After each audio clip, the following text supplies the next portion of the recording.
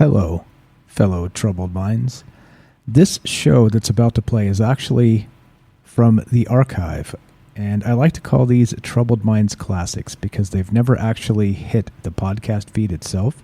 So excuse the fit and finish and the recording quality and the no bumper music and all of that stuff, right? It's definitely not up to current quality of the show now. However, the information is interesting to go back and take a look at. So I'm going to start uploading some of this stuff to the podcast feed so you can see where our minds were back when this COVID stuff was breaking, and exactly we can kind of gauge our thoughts then versus what we're seeing now. So I like to call this a little time machine look back at where our minds were. And again, thank you for listening. And this is Troubled Minds Classics. The show aired September 11th, 2020. And of course, I called the show then COVID-1984 Surveillance State. How different is the response from 9/11? Thanks for listening. Catch you soon. But I think the development of full artificial intelligence will spell the end of the human race. It's a flying object, and we don't know what it is. I would hope somebody is checking it out. It was a rocket or whatever, but incredibly fast, opposite direction. It was too fast to be an airplane. I'm glad the Pentagon is looking at this, because if it poses a threat, I want them on top of it. Well, the craft generates its own gravitational field. So you said there's lights in the sky? The internet has become the command center for criminals and terrorists. 911, what's your emergency? I need help, please help me!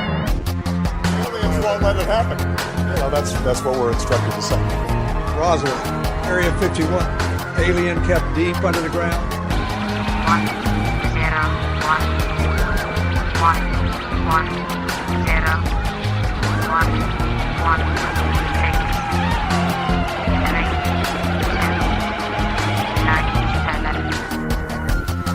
Media doesn't have your best interest in mind. The government is self-serving. You're here for a reason. You're listening to Troubled Minds Radio.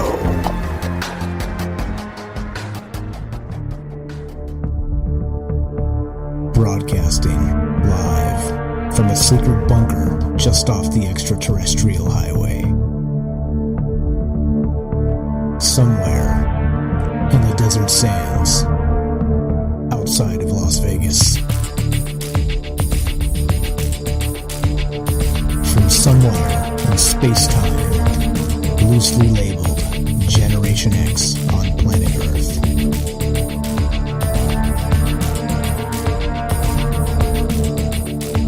And asking questions of you in earnest into the digital darkness. Yo ho, yo ho. Welcome to Troubled Minds Radio. And I'm your host, Michael Strange, and it is Friday night, and that means we are live. That's right, we're live. It's Friday, we're doing our thing, and in case you didn't notice, the world is burning down. If everybody's out there in any of these zones, be safe, get the hell out. Don't worry about us, don't worry about the show, worry about you. Get your ass out of the burning, whatever the hell's burning out there. But yeah, so welcome to the show. We are live tonight, Friday night, and we're back to talk about all the things we always talk about, which of course is aliens, conspiracy, the paranormal, and everything in between. The 24-hour news cycle. We parse the propaganda of the BS they try and feed us every day, and try and talk about news that's actually relevant and pertinent to the present and to the future of the human race. The human race, all of us. None of this division politics crap. Everybody calling each other's names and based on race and division and socioeconomic status. And yeah, no, everybody's welcome here. And that's the way we do the show. And The reason we do it the way we do it, which, by the way, did I mention we are live? We do it live because we like to include you. If you want to be part of the show tonight, anytime tonight, give us a call. Number here is 702-957-1037. That's the phone number. That's a Las Vegas area code, and we'll put you right through onto the show. And you can also join the Discord. It's a chat client. It's a voice client. It is a... it's what all the kids are using. It's a newfangled thing. It's pretty sweet. It's free. As long as you have an internet connection, you can get on there, and you can be on the show that way as well. You guys are so well behaved. I was actually going through the through the show checks before we started, and I hadn't locked down the actual on-air queue for like, I don't know, 3 shows or something. So it was pretty much like free for anybody to hop in and just hijack the show and shout me down right there live on the air. But hey, it didn't happen one single time. So I appreciate that. You guys are fantastic. And thanks for not derailing everything. That's what happens, right? You get a bunch of decent people together, and they treat each other decently, and you don't do stupid shit like that. So hey. Imagine that. People not acting like heathens when they get together. It's amazing. Okay, so that's what's happening. That's what's going on. That's how you be on this show that we're doing on the internet here in the digital darkness, I call it. It's a live stream. It's we crowdsource the show because we want to include you. We'll read the chat as we go. And again, if you want to call, you know what to do. Troubledminds.org is the official website. You can click on the Discord link or find the phone number on the website again, so at troubleminds.org, and there we go. Sometimes it's a mouthful. Sometimes I forget what I'm supposed to say. Yeah, whatever. It's whatever. Yeah, that's the beauty, right? Whatever. Okay, so the way this works is this is a long show. This is a long format talk show is what this is called, okay? And so we do this slow and steady. We take our time because, again, we like to include you. We always talked about doing this as a crowdsource type show because any information you get from the media is typically BS. But if we do it straight to the people, right? So everybody gets together as one community, then we get the news straight from each other, right? You get enough people involved and you don't need the news whatsoever because we just call in, talk to each other, and that's the news. And so that's why we do it this way. So if you want to be part of the show, one more time, here's putting up the phone number. And there we go. So, okay, let's take this phone call and we'll talk about aliens. What's up? What's your first name? Where are you calling from? You're on Troubled Minds with Mike. How you doing? This is Matt from Crossville, Tennessee. Matt from Tennessee, how you doing, my man? What's on your mind tonight? Oh, not too bad. I enjoy the show. I enjoy the paranormal type of stuff, and that, this is my first time joining the show. Well, maybe not my first time. I was a listener before, but fair enough, man. Fair enough. You know what? That's why we do it. We've had a lot of first time callers recently, so that's a good thing. That's a very good thing. You guys finally realize I'm not going to bite your head off when you call me. I'm a cool dude. Hey, that's perfect. I'm cool. We're chill. We're just chill together. All right, you were talking about the aliens and photosynthesis, right? You want to fill us in on the theory there? Yeah, I'd like to expand on that a little bit. It's something that I've thought about for probably 10 years now, but just recently I saw that there is a slug called a leaf slug that it is a slug that it has the ability to photosynthesize. I don't know if you have read about it or seen it online, but that just kind of fueled me to maybe pursue what I was thinking a little bit more. And I'm talking about your typical, alien that everybody sees, the green skin, the black eyes, when they open the ship, all the light, that comes out, and just all of it points to, nobody talks about why they're anatomically like that. But like, is the green skin from pigmentation or is it from chlorophyll, from photosynthesis? And then their ships being full of light. I mean, you could travel distances upon distances if you had an endless source of food. So, I mean, and then their black eyes could be absorbent, of light to convert light into food. So I wouldn't say maybe a plant species, but, there's been theories of them coming here for our resources like water and stuff like that, and that would, kind of align with that as well. I haven't thought about the reasons why or anything like that, but I do kind of think that maybe it's possible that it is some kind of organism that could photosynthesize. And would make a lot of sense for why it could travel long distances if that is the case. Yeah. Okay. So I like it. So you're basically saying that the craft they travel in could possibly be some sort of like greenhouse, like an interstellar type greenhouse, right? So they hop in there and they do their thing, and it creates some sort of like light that it kind of feeds them, and kind of makes sense why they don't have genitalia like we might. They're described as kind of being asexual beings, and the green or the gray pale of their skin is very similar to like you would expect in a plant species. You're making a lot of sense here, man. Making a lot of sense. I like the idea of the cosmic greenhouse. That's pretty hot. Yeah, it's and that's, it's all just media. I mean, what they've put out as your typical alien. The first thing you see when a door opens up on a ship is light, just a bright light, and they seem to be all about light. But that could be another reason why, if people do get abducted and probed or whatever, they're probably trying to figure out what fuels us, or maybe that's why they do that. Maybe they're trying to figure out what, or maybe they put us here to take care of their plants. Maybe this was supposed to be a biodome for them, and we were put to take care of plants and stuff like that, because I mean plants are kind of controlling. You've got to be specific with some plants, and I haven't really expanded or thought more about why, but it kind of makes sense. I mean, there's not many other reasons why they would have large black eyes other than to absorb light. I mean, I like it. It's a possibility. Yeah, I like where you're going with it. So a couple things here, a couple initial thoughts on the theory is that if there's no plants here on Earth, there's no any of us, right? No actual mammals or really sentient life that we can really define. So I think basically that the staple of our food chain is plants. So maybe that panspermia or the Anunnaki maybe came from days and days ago, millions of years ago type of thing, and maybe they seeded us with plants, and we were kind of the result of that, and we took over in a bad way, and eventually the plants will come back and get their revenge.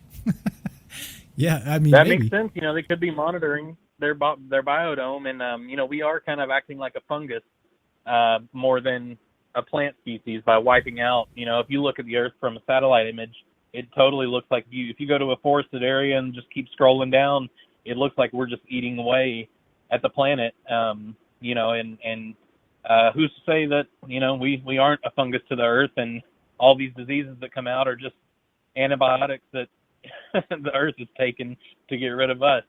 So, there's a ton of possibilities, but I do think that your typical alien could possibly be a advanced photosynthesis creature, some sort of creature. Maybe they put us here to help us out, or maybe they want the Earth deforested so that they can live with as much sunlight, as much food, as much water as they want. Because without the plants and everything, we will die. Yeah, no, definitely. So I couldn't agree more. And I think when you actually think about life outside of our carbon-based reality that scientists always like to say, I think these are the types of actual thought experiments we need to talk about, because they've talked about ammonia-based life and things like this that's not carbon-based at all. And so that's a hell of an idea, because right. Maybe there's a sentient plants, and maybe this is part of it. And we have like Venus flytraps and these things that kind of digest meat. So there's and who knows, right? Like we've actually seen.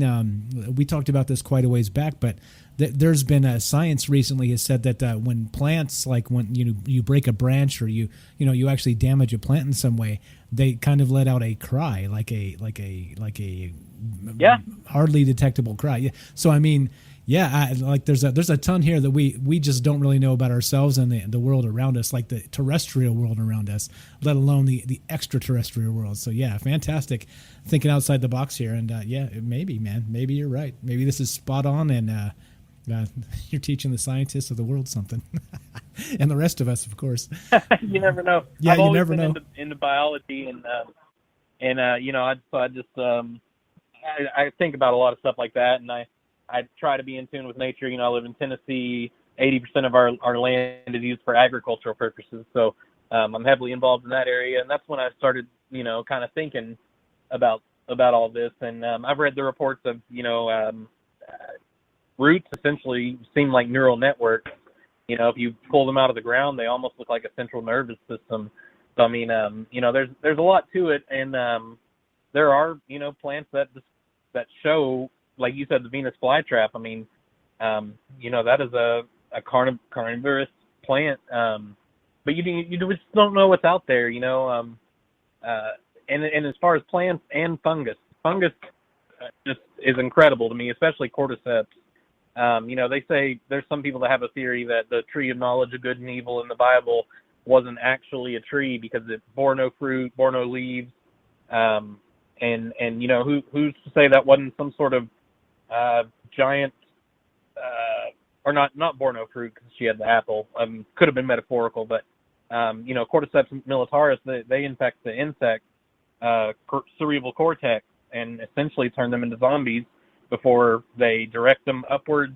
A mushroom grows out of the top of their skull, and then they spore out over the entire colony and infect the rest of the colony. But there's kind of a divide there where we, at least as far as I know, don't know where. I mean, evolution clearly happened, but we don't know where our brains developed and at what point. If the tree of knowledge of good and evil was indeed like a cordyceps species that is no longer around, we wouldn't even know it. I mean, we wouldn't even know that our brains developed because of this species, but we do act like a fungus, destroying, just constantly taking over and expanding. And so, I mean, it is kind of interesting, the relationship between, fungus, plants, and in my opinion, UFOs or aliens. But I think it's a topic that I've been wanting to talk to someone about, but most of my friends are just I live in Tennessee. Yeah. It's not a normal water cooler type conversation. You're like, hey bro, or you think the aliens do chlorophyll or nah? No, Yeah, exactly. it's like if that won't get you bizarre ass looks, I don't know what will. But yeah, totally. That's why we do it like this, right? You can call, you can give me a fake name, and we can talk about whatever weird shit you want. But I think there's some merit, right, to what you're saying here, because it's as good a theory as any, in my opinion, because we don't know. Like we barely know about our own damn world. So how the hell can we be trying to make sweeping conclusions about stuff that might be interdimensional for all we know? Yeah, crazy stuff, man. Crazy stuff. Exactly. Yeah. And I probably would have never thought out or pursued it if I hadn't just found out about that leaf slug. I suggest maybe just looking into it because it is a living creature that photosynthesizes. So, I mean, now it kind of becomes, I guess, plausible that, an alien species could be, photosynthetic. And that, like I said, that would let them, if you could produce unlimited food on a ship, we'd already be on Mars, or unlimited nutrients, whatever, we would already be able to travel long distances. So, it's definitely something to maybe explore down the road, but I definitely suggest looking up the leaf slug and how it photosynthesizes. I mean, that's all it needs. Okay. Do you mind dropping me a link in the chat when you get back in there? I'd appreciate that a lot. I'll look into it. Absolutely. And I'll let you move on to other calls or other topics, but I just wanted to share that and, maybe give someone something to think about. And people are more than welcome to message me. If they want to talk more about it, if they're more experienced in biology and plants and all that, I'd love to talk about it more. Okay, perfect. There you go. That's Matt from Tennessee, a longtime listener, first time caller, right? Yeah. Yep. You get to do the radio stuff when you do that. I appreciate the call, man. Fantastic take on this, and I'll talk to you soon. Have a great night. All right, sounds good. Thank you. I think it's about commercial time. If you guys want to be part of the show, I want to put the phone number up, 702-957-1037. Taking calls on whatever. This is your show, so if you want to bump the narrative to next week, you can do it.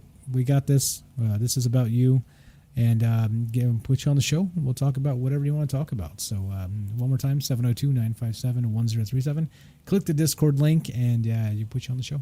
Put you on the show, as simple as that. And we will, what will we do?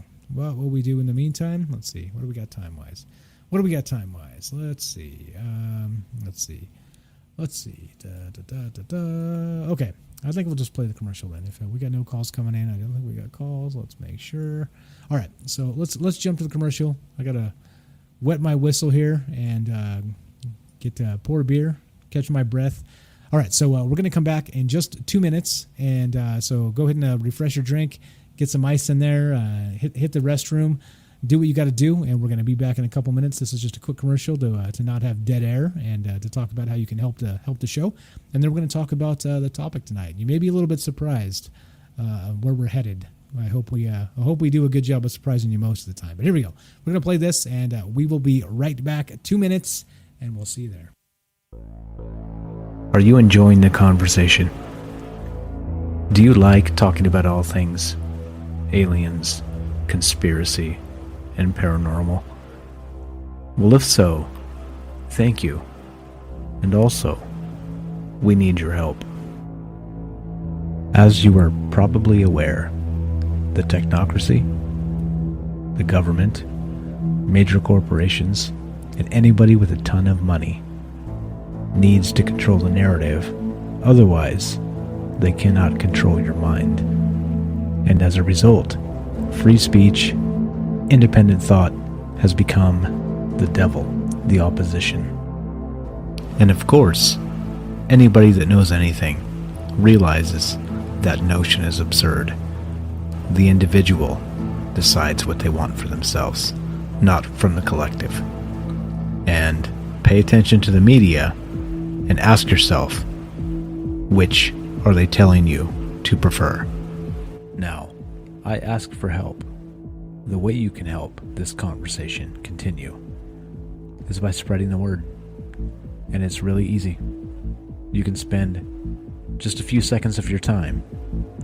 Go to troubledminds.org, that's the official website, and find the iTunes link and leave us a review. If you enjoy the conversation, that is the best way you can give back to Troubled Minds and the community that we've worked so hard to build together. Otherwise, the technocracy will continue to stamp us into the ground. They will continue to shadow ban the words we say and the thoughts we think, and this will never end. Among many things that will never end. And cheers to that. Cheers to that. The universe doesn't give a shit about us. It keeps on chugging, keeps on chugging. Okay, there we go. That's how you help Troubled Minds, and just kind of drop that in there so I can pour a beer, catch my breath, and we're going to keep on moving here. So let's go to part one here. Let's go to part one. Now this is from the Corbett Report. So I'm going to just play this, and you guys will see exactly what we're getting at. Now here's the thing. I'll just set it up. So remember in 2001, we had that terrible attack. We had the Twin Towers came down again. Almost 3,000 people died. Tons more with tons of injuries and like we said, pre-existing conditions now, respiratory problems. Some got cancer, mesothelioma, and some other things, right? So like there's a lot of stuff going on with this in particular. All right, lots of people died, tragic. But the way the government responded, right, was they went to attack the war on terror, right? Remember this? The war on terror, right? George Bush, the war on terror, the way I always used to say it. Yeah, you guys remember this. Remember, it was an invisible enemy, wasn't it? It was like we did the Patriot Act, the world will never be the same, this type of situation. And aren't we hearing echoes of a similar patriotic response, let's say, as the Patriot Act? Yes, right? Now we have a new invisible enemy. It's not terror. It's not terrorism, the global war on terror. No. It's not that. But it's a new invisible enemy, isn't it?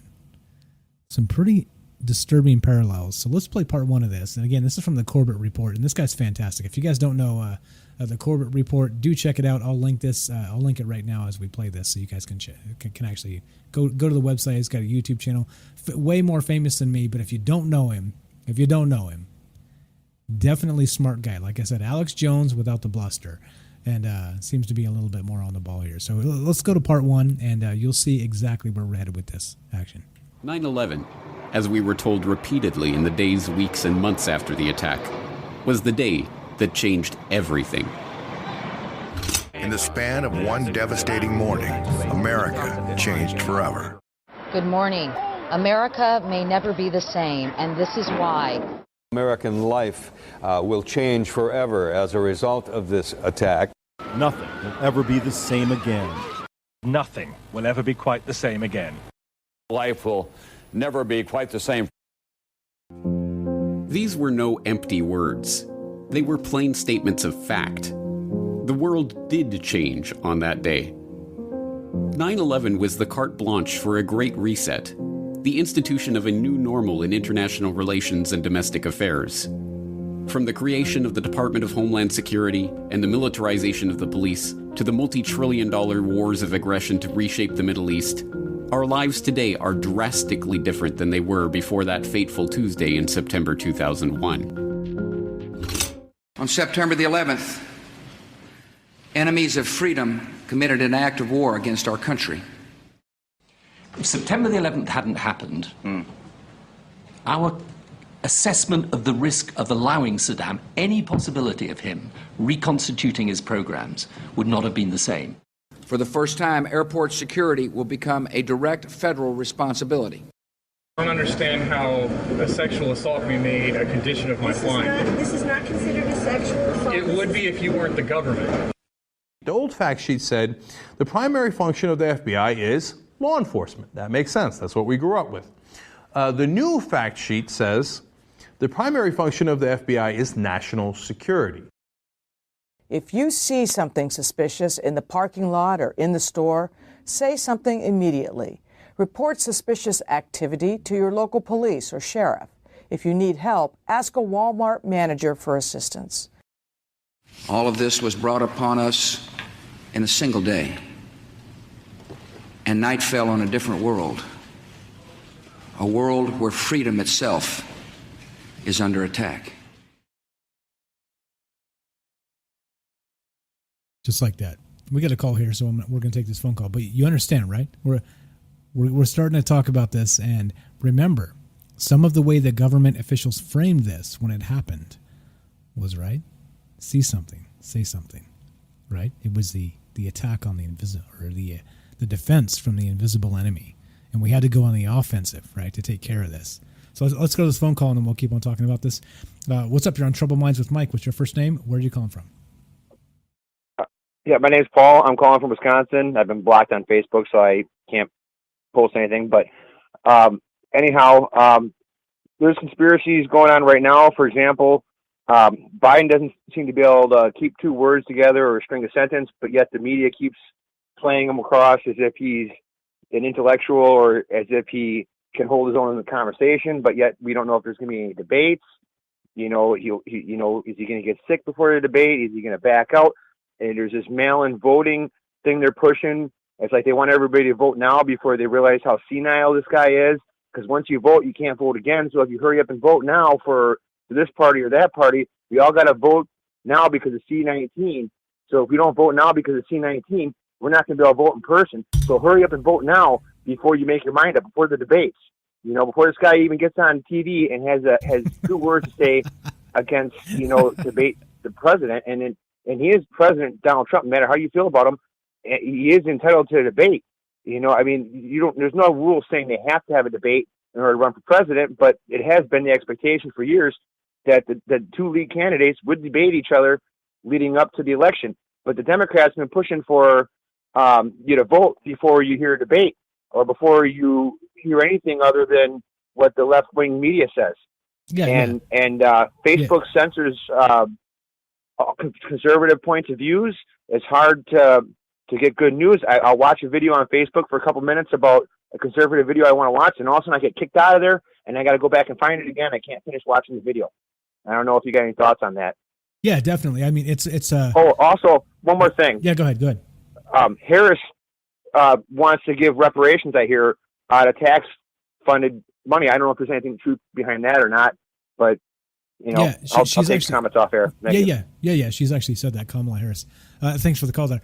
I mean, I think regarding politics, like conspiracy, I think literally everything they do politically is a conspiracy. I think literally, like they're working together behind the scenes. They're setting this up. It's all division all the time. Like none of this surprises me. A lot of all that stuff you said, it's true, right? It's true. It's part of the game they play and part of how they try and finesse every situation, right? Like go back to the impeachment of Nancy Pelosi. They were in such a hurry to impeach the president, right? Then they get the impeachment papers and they hold on to him for 20 days, right? It's like, wait, what?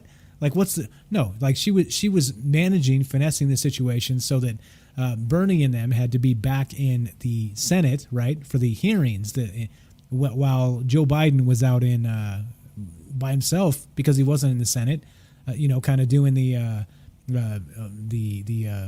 field by himself, right? While they all had to come back because they were all senators. So I mean, like the whole thing. You're right.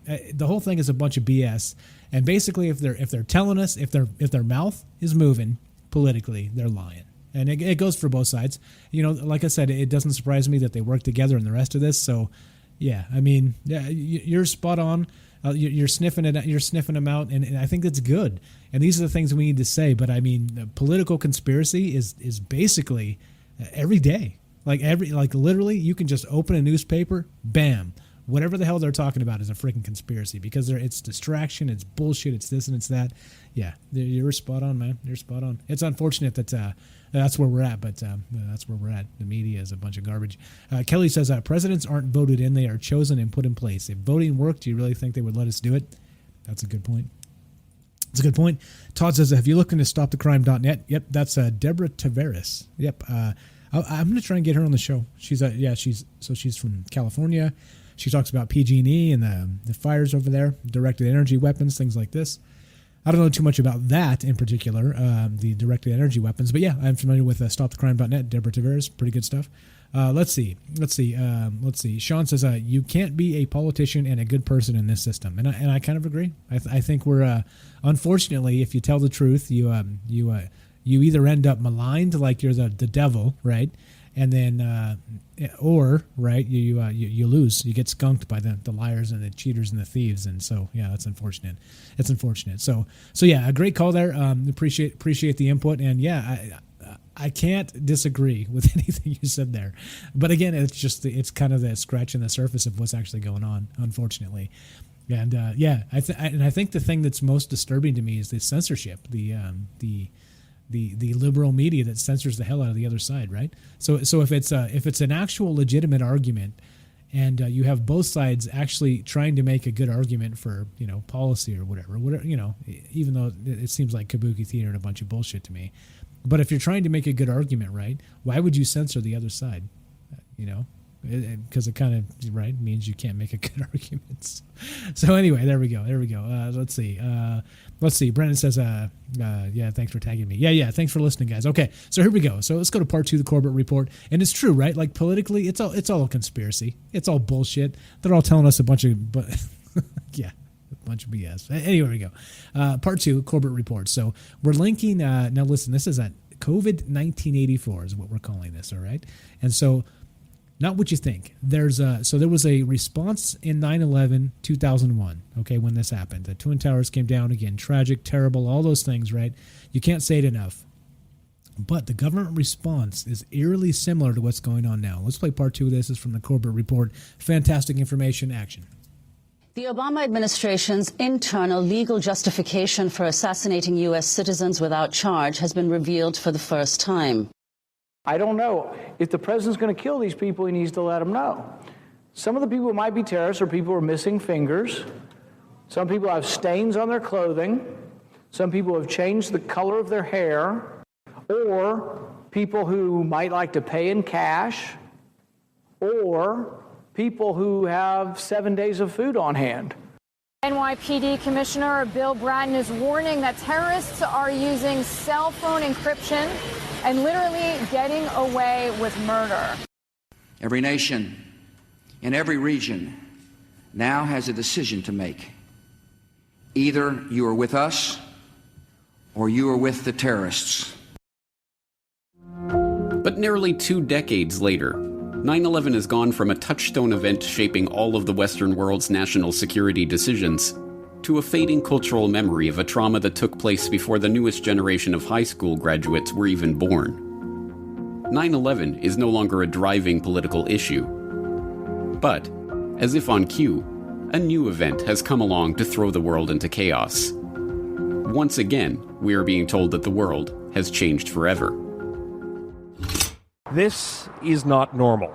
At least it wasn't until a few weeks ago, when everything we take for granted, everything, moved just beyond our grasp. As a global community, we've experienced a once-in-a-lifetime event that will shift and reshape our behaviors and perceptions for quite some time.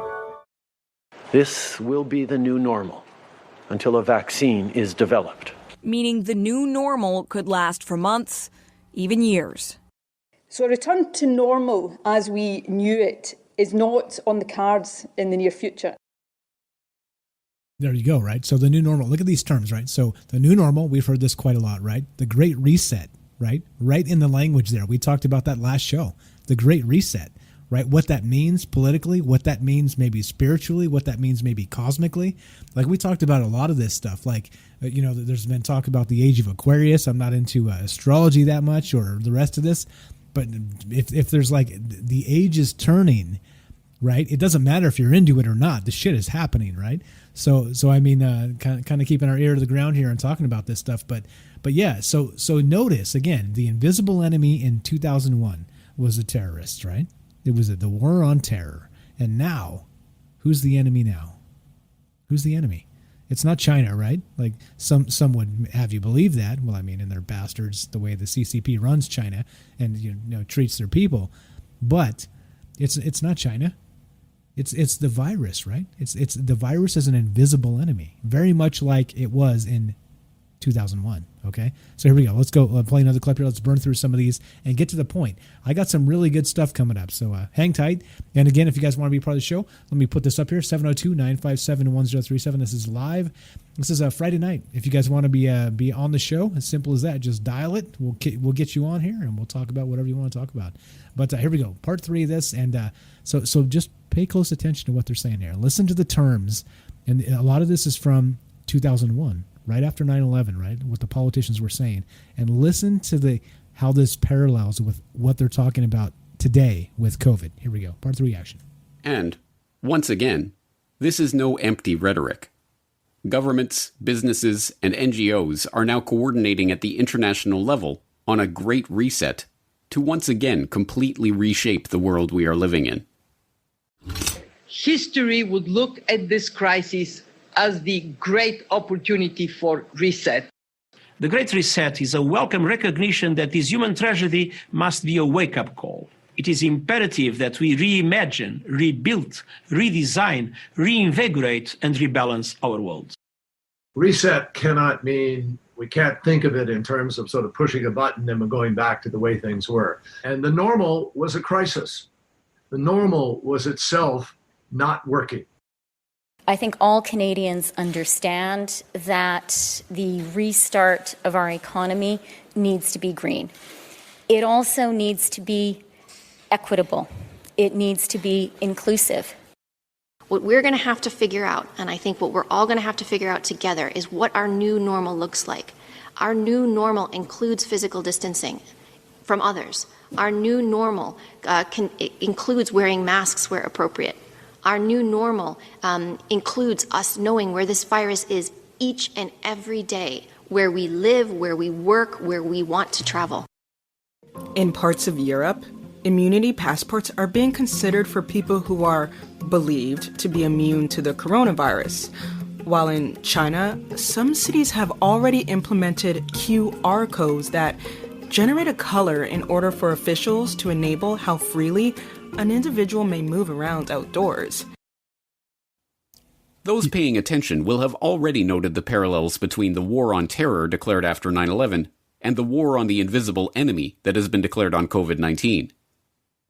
In fact, the security imperatives imposed by this pandemic crisis are so similar to those imposed by the terror crisis that, in many cases, the new security screening tools that are being put into place to combat COVID-19 are openly acknowledged to be mere upgrades of screening tools deployed after 9/11. Okay, now keep in mind, right? Now remember, before 9/11, 2001, all right, you could go into an airport, you just show up, you do your thing, you're on a plane within an hour, right? No longer. Now you got to wait in line, right? Everybody's familiar with this, right? The new normal, okay?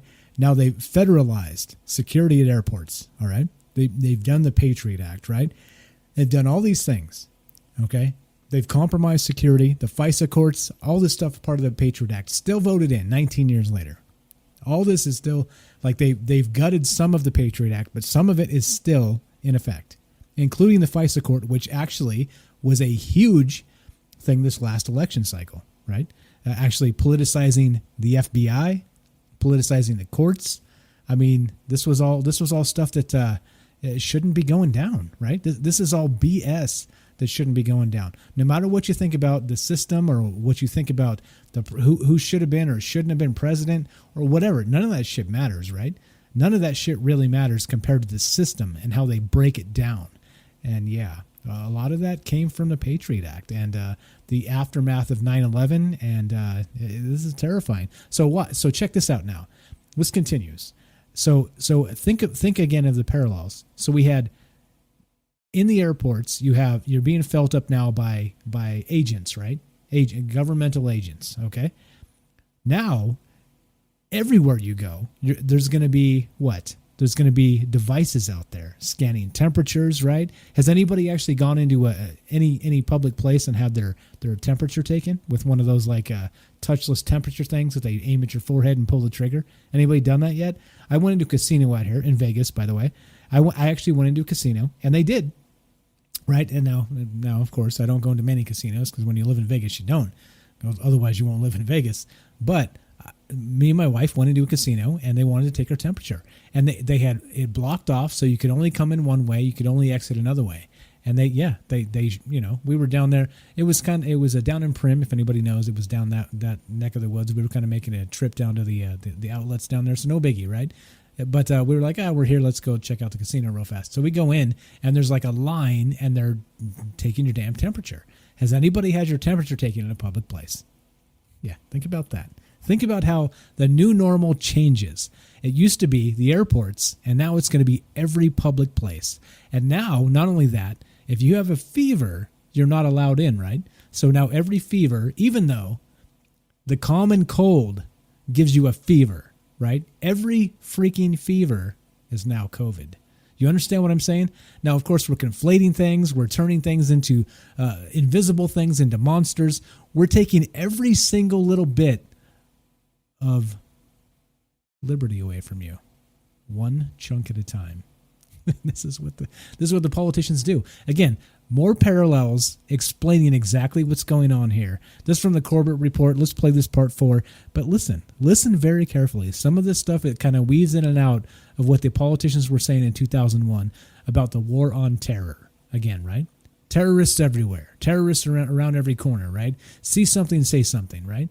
Which, of course, should be a normal anything, anyway, right? Like, nobody's going to be stupid and go walk off a cliff because they didn't see it, right? You see something, you say something. Except, listen to the language from what it was to what it is. Part 4 action. Most people know Clear by going to the airport. It was born after 9/11. This is another crisis with a new component that's being born. Explain what this product is in terms of how it's going to work relating to COVID. So you're right. Clear was born out of 9/11, and it was about a public-private partnership leveraging. All right, let me kill that. I have to restart. I should have restarted this after the break. I knew better. Okay, so anyway, this show's live. I'm going to put the phone number up and then we'll play that clip. But because forgive my technology. It happens. So as I'm rebooting this, and we'll play that clip proper, if you guys want to be part of the show, this is live. It's Friday night. It's actually September 11th, still on the West Coast. 702-957-1037. And we're talking about how it doesn't even matter what the actual tragedy is, right? What the never let a crisis go to waste is what we're talking about politically, okay? And notice again the language of what they say in 2001 for the terror, the war on terror. We'll hear some more George Bush clips in a little bit as we roll through this, but listen very carefully about how the new normal, right? It's like we're preparing people for something. For what though, right? The new normal is every time you go through the airport, you get your genitals grabbed, right? Like that's the new normal. So what's the new normal now, right? So not only do you get that, now you get the temperature taken and your genitals grabbed, and it's all good, right? And then you go through the X-ray machine, and we get naked pictures of you that we share with our TSA buddies. You know what I mean? Like this is the new normal. Like this is where we're at. Hang tight, and you'll see. There's a connection here. And it's again, it is not good. It is not good for people. It is not good for security, and it is not good for surveillance, and it is not good for any of us. And again, does anybody really feel safe when you go through TSA? Like they've audited them publicly so many times, and they're trash. It's like you could sneak anything through there, and yet somehow, some way, they're always hassling somebody about some bullshit, right? Like they pull me out of line every time. Like I look suspicious as fuck, I guess. And they want to scan my hands for like explosive powder. I'm like, really? Every freaking time, people? Like it's probably because I look at them nervously because I know they're probably going to throw me in a room and do something terrible to me. Anyway, here we go. Let's play that part that was dicked up. Part 4 action. If anybody wants to be a part of the show, one more time, there's the phone number, 702-957-1037. Put you right through. Put you right on. Talk about this. And again, think about the parallels. 2001. Terror attack, right? The quote terror attack, and the language they used, and now 2020 and COVID. Here we go. Part 4 action. Most people know Clear by going to the airport. It was born after 9/11. This is another crisis with a new component that's being born. Explain what this product is in terms of how it's going to work relating to COVID. So you're right. Clear was born out of 9/11. And it was about a public-private partnership leveraging innovation to enhance homeland security and delight customers. And that was really the beginning of Screening 1.0. And just like screening was forever changed post 9/11, in a post-COVID environment, you're going to see screening and public safety significantly shift. But this time it's beyond airports, right? It's sports stadium, it's retail, as Dana talked about. It's office buildings, it's restaurants. And so while we started with travel at our core, we're a biometric secure identity platform where it's always been about attaching your identity to your boarding pass at the airport, or your ticket to get into a sports stadium, or your credit card to buy a beer. And so now with the launch of Clear Health Pass, it's about attaching your identity to your COVID-related health insights for employers, for employees, for customers. Everybody wants to know that each other's safe to start to reopen businesses and get America moving. Right. Oh, reopen businesses. Yes, in some ways, the coronavirus security state is merely an extension of the 9/11 security state. But even more disturbing parallels between 9/11 and COVID-19 are to be found at a deeper level of analysis. It is true that, just like the response to the 9/11 attacks, the response to the COVID-19 crisis is being framed in terms of security. But whereas the post-9/11 era introduced America to the concept of homeland security, security from terrorists, individuals with identifiable intentions belonging to groups with stated political goals, the COVID-19 era is introducing the world to an altogether more abstract concept: biosecurity. Biosecurity. You see? Talking about temperatures being taken, talking about wearing masks, talking about complying, right? When we don't even know. Like if you listen to the experts, they still have no freaking idea how this shit is spread. I saw a thing today, actually yesterday. My brother-in-law sent it to me. God bless you, man, if you're out there listening. Probably not, but if you are. That COVID might not even be a respiratory thing. It might be a cardiovascular thing. So I mean, again, like I've said all along, there's something spooky about this COVID-19 because people that are infectious disease experts working in hospitals are still getting this shit. So are you telling me you wrap yourself up in plastic, you have all the face shields and all the hand sanitizer in the world, and they're still getting this shit? Like nobody can explain how it's being spread still. And but somehow, some way, a mask and taking your temperature is going to solve the world's problems. Here we go. Next part of this. You're starting to see the parallels here, right? And some of the language. Things are not the same, yet they're being treated the same politically, about the new normal and about where we're headed. This is, again, from the Corbett Report. If you guys haven't heard of this, hang tight. We're going to get to some really terrifying shit in a bit as this progresses here. But let's go part 5 action. Originally employed to describe threats to the environment, the introduction of invasive species to a habitat, for instance, or the transmission of infectious diseases among crops and livestock, the term biosecurity was injected into mainstream political discourse when the 2001 anthrax attacks linked bioterrorism to the global war on terror. Suddenly, biosecurity was a pressing national security threat, and an entire architecture of national and international legislation was introduced to institute procedures for implementing medical martial law. In the U.S., the Model State Emergency Health Powers Act was passed in multiple state legislatures, giving governors the power to forcibly quarantine and even force vaccinate their populations in the event of a declared public health emergency.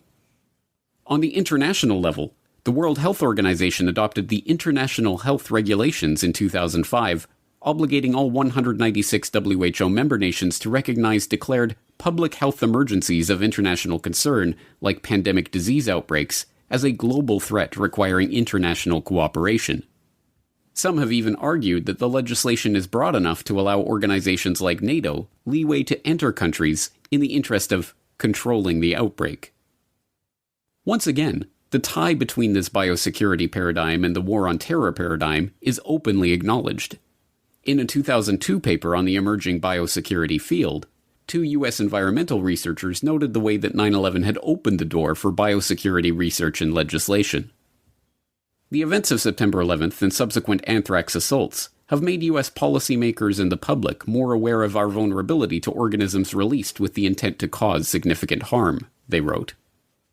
In 2010, the World Health Organization issued its own information note on biosecurity, stating that the overarching goal of biosecurity is to prevent, control, and/or manage risks to life and health, and, echoing post-9/11 declarations about the need for global cooperation in the war on terror, that this goal can only be reached through a harmonized and integrated biosecurity approach based on international standards.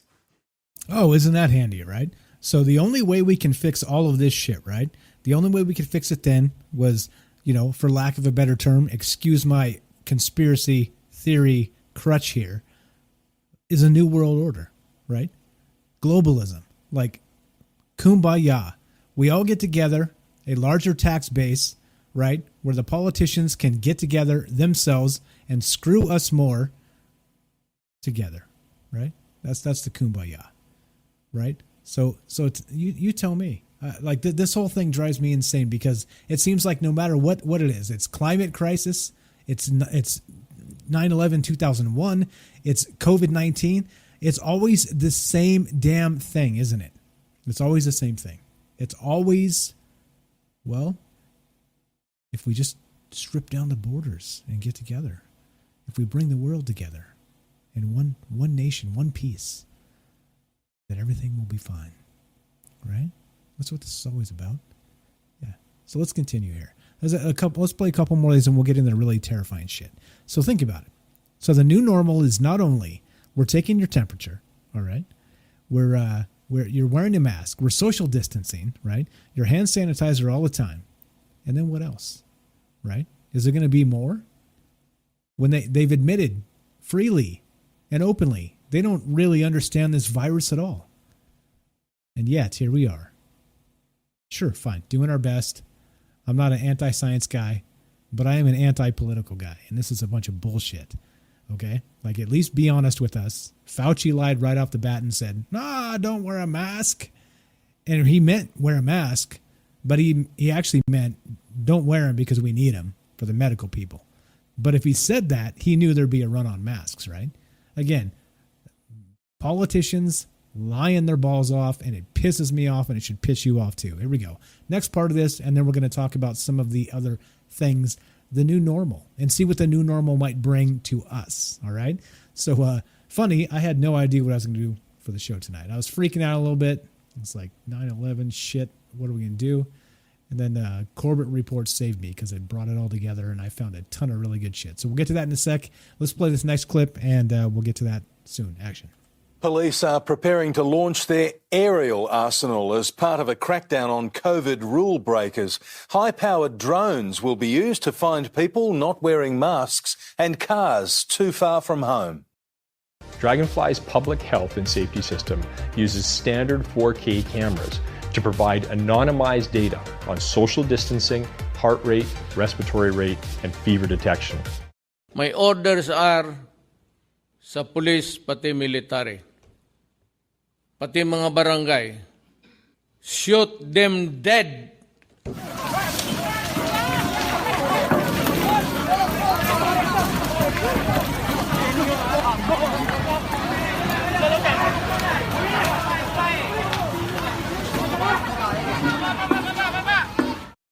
Why are you surrounding my children? Please step away from my children.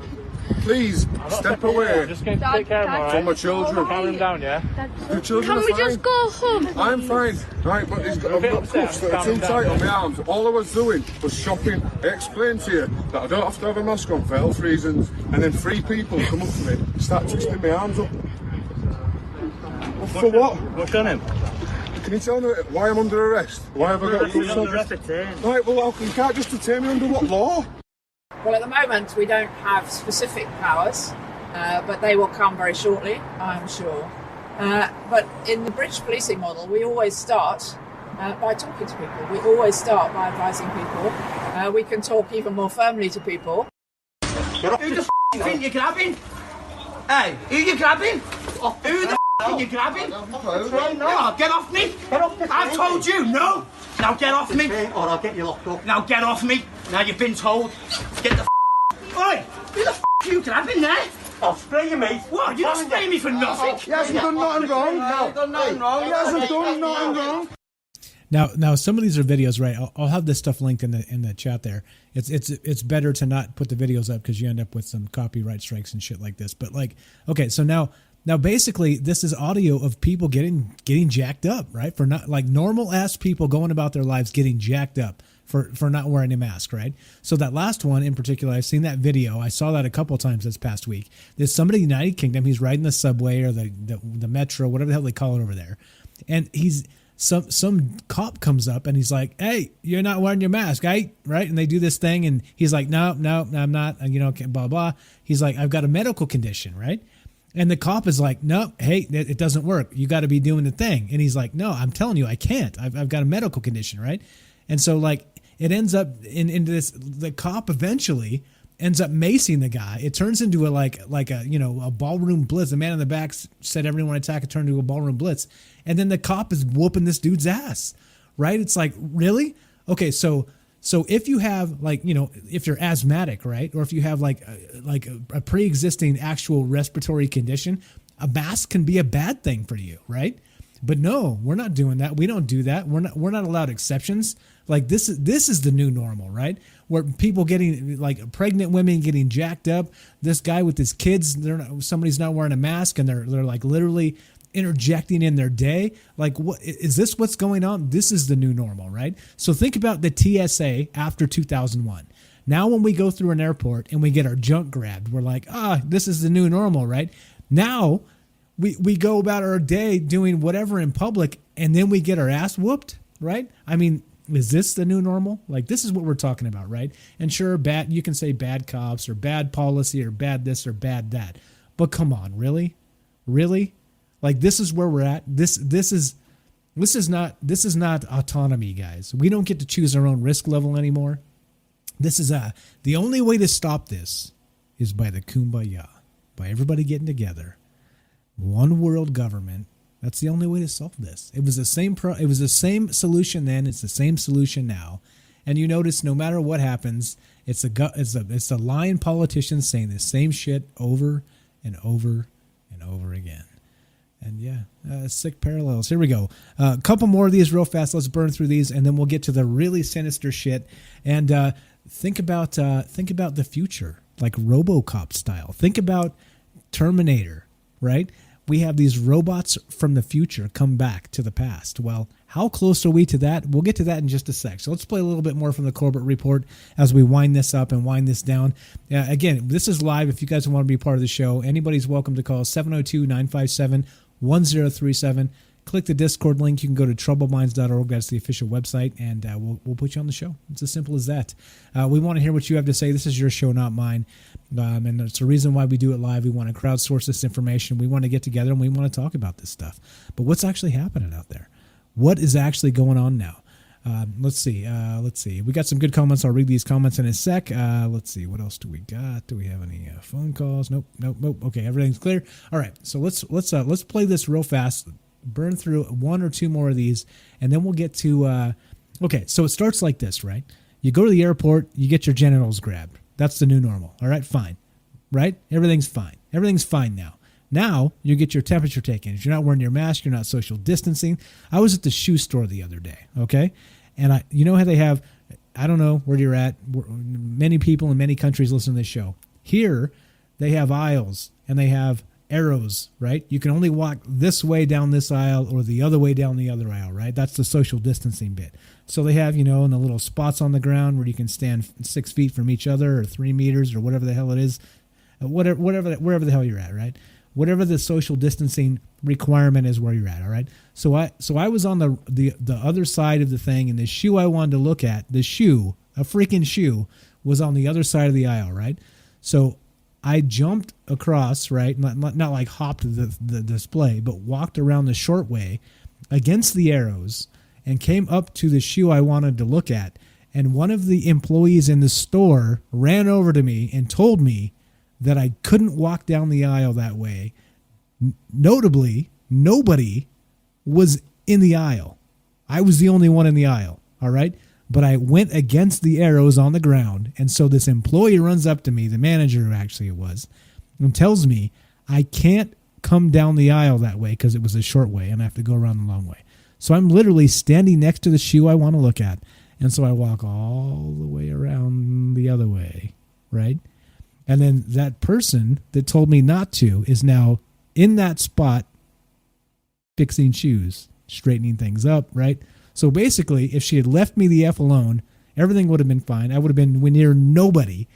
But since she had to come get in my shit and tell me to go around the other way with the arrows now, like she's standing elbow to elbow with me as I'm looking at the shoe I want to look at. You know what I'm saying? It's like, wait, like what are we even doing here? Like, are you shitting me? It's not even about like being safe. It's about control and following rules, right? Like, fine, like, I still bought the shoes. I'm not, like, I've worked a shitty retail job before. I understand. You got to do what you got to do. You got people watching you and bosses and the whole thing, whatever. Like, I wasn't mad at her, but holy shit, really? Like, there's like the rule, and then there's the nature of the rule and why you're doing it. And so, sure, fine, I'll walk the long way around. Anyway, stupid shoe story, but Jesus, right? Like, what are we doing here? This is nuts. All right, let's play a couple more of these, and I'll stop boring you with personal stories, and then we'll get to some of this RoboCop shit. So what happens when we have Skynet watching us, right? So China, we know, has a surveillance state, right? Like a literal surveillance state. Are we headed there? Let's play some more of this, and then we'll get into what this COVID surveillance state might look like. The new normal. Part 9 action. Beginning a week after 9/11 and continuing for weeks thereafter, a series of letters containing anthrax spores were mailed to media personalities and government officials in an apparent continuation of the terrorist attack on the U.S. The letters were quickly tied to both Al-Qaeda and Iraq in the mainstream media. Peter, from 3 well-placed but separate sources tonight, ABC News has been told that initial tests on the anthrax sent to Senator Daschle have found a telltale chemical additive whose name means a lot to weapons experts. It is called bentonite. It's possible other countries may be using it too, but it is a trademark of Saddam Hussein's biological weapons program. It does mean for me that Iraq becomes the prime suspect as the source for the anthrax used in these letters. The 24/7 coverage of the event in the media ceased abruptly, however, when it was discovered that the strain of anthrax used in the attacks sourced not to Iraq, but to the U.S. military's own bioweapons laboratory at Fort Detrick, Maryland. But this convergence of terrorism and biosecurity did not start with the anthrax attacks. It began in June of 2001, a full 3 months before 9/11 and the declaration of the War on Terror itself. That was when a number of ranking U.S. military and intelligence officials took part in Dark Winter, a high-level exercise that simulated the U.S.'s response to a smallpox attack on the homeland by bioterrorists. The drill, co-hosted by the Johns Hopkins Center for Health Security, took place at Andrews Air Force Base on the 22nd and 23rd of June 2001, and even involved fake news reports that were broadcast to the participants as the simulation unfolded.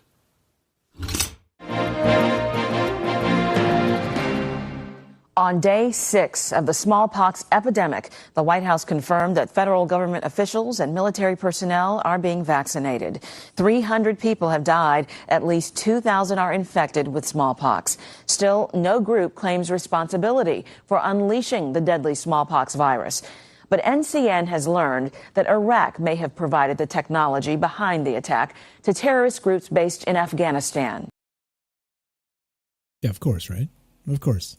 So it's so you get many. If you guys are old enough, you remember this. So right after 9/11, right, there was these anthrax things happening in the mail, right? Tom Daschle was one that I recall, where people were actually receiving this bioterrorism bit, right?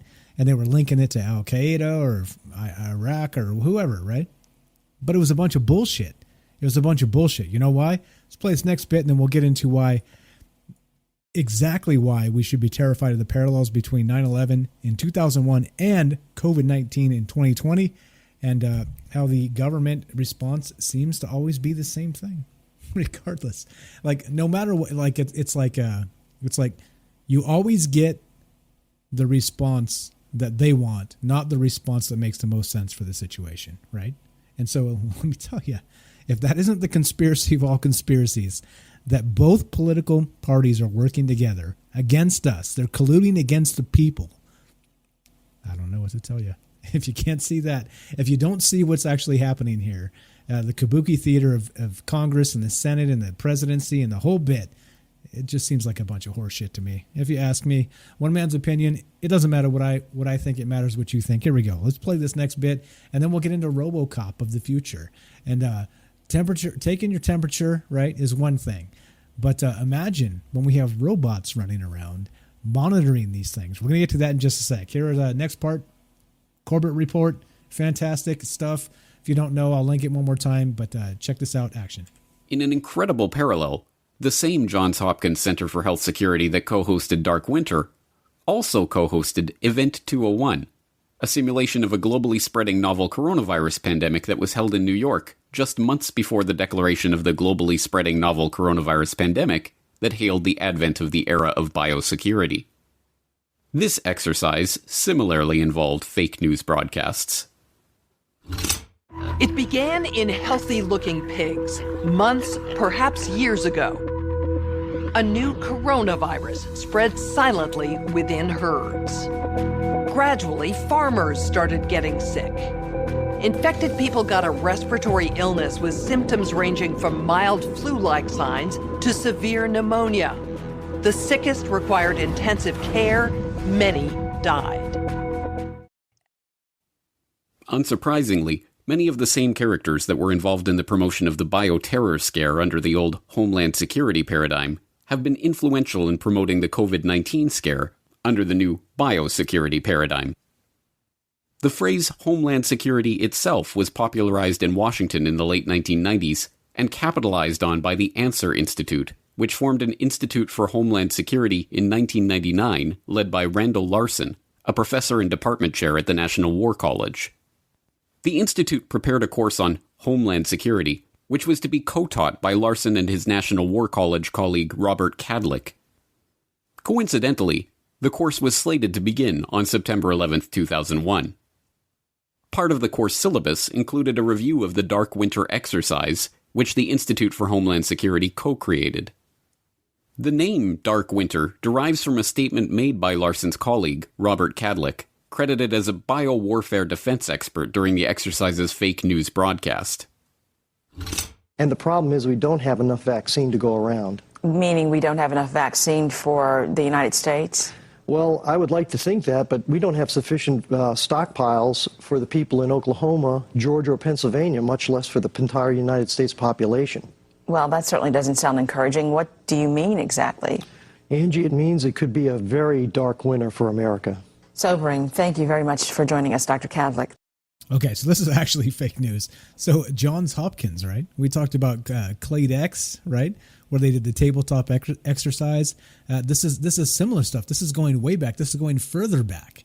And so, we'll get into a little more of this in a bit. But let's talk about what the new normal looks like. What's up, Critical Thinker? Thanks for showing up. Better late than never. How you doing tonight? Let's see. Todd says it was the USA that released it, and probably Corona to blame it on other countries. Fair enough. Fair enough. Fair a take as any. That's what China says. They said we did it to them. What's up, James? Thanks for being here tonight. He says, James says, F the employee. I would ignore him in shop. Oh, talking about the shoe story. Yeah, I bought the shoes. If anybody's wondering, I bought the shoes anyway. Like, again, you don't take it personal because, everybody's got a boss. Everybody has somebody to answer to. So, you know what I mean? Like there's no reason to be stupid. I went in there to buy some shoes. They had the shoes I wanted, so I bought the shoes. Okay, so here we go. Let's see. Okay, so now, okay, here's the new normal, right? Like I said, after 2001, 9/11, now the airports, right? The surveillance stuff, the FISA courts, the mass surveillance of us, like the American people, right? Like this is what changed. All right, now what's going to change now? What is the new normal now? You see how they're framing this term, the new normal. What the hell does it mean, right?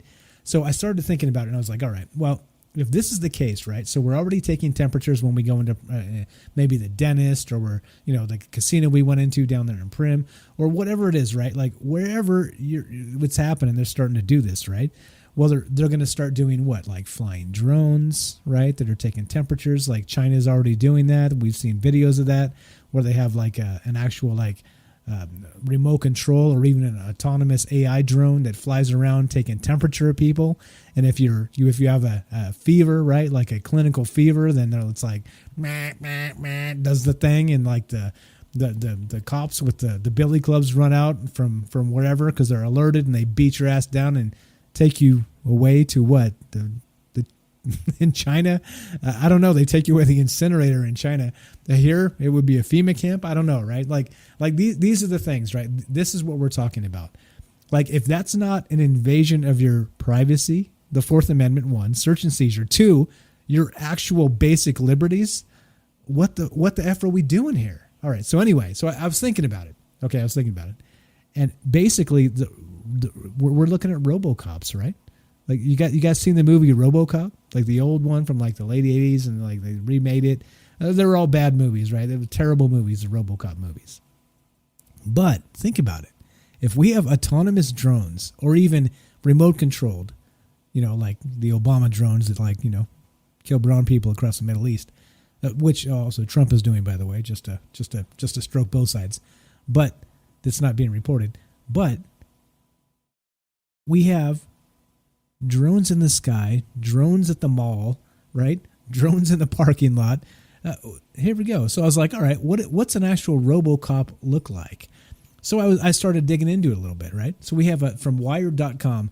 This is from 2014, all right? February 12th, 2014. And it says, we're about 100 years away from a real RoboCop, all right?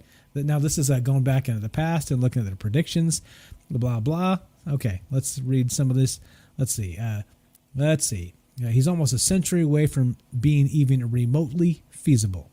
Why? Turns out we just don't have the battery power to operate a suit with that many moving parts for any length of time, right? Talking about a RoboCop.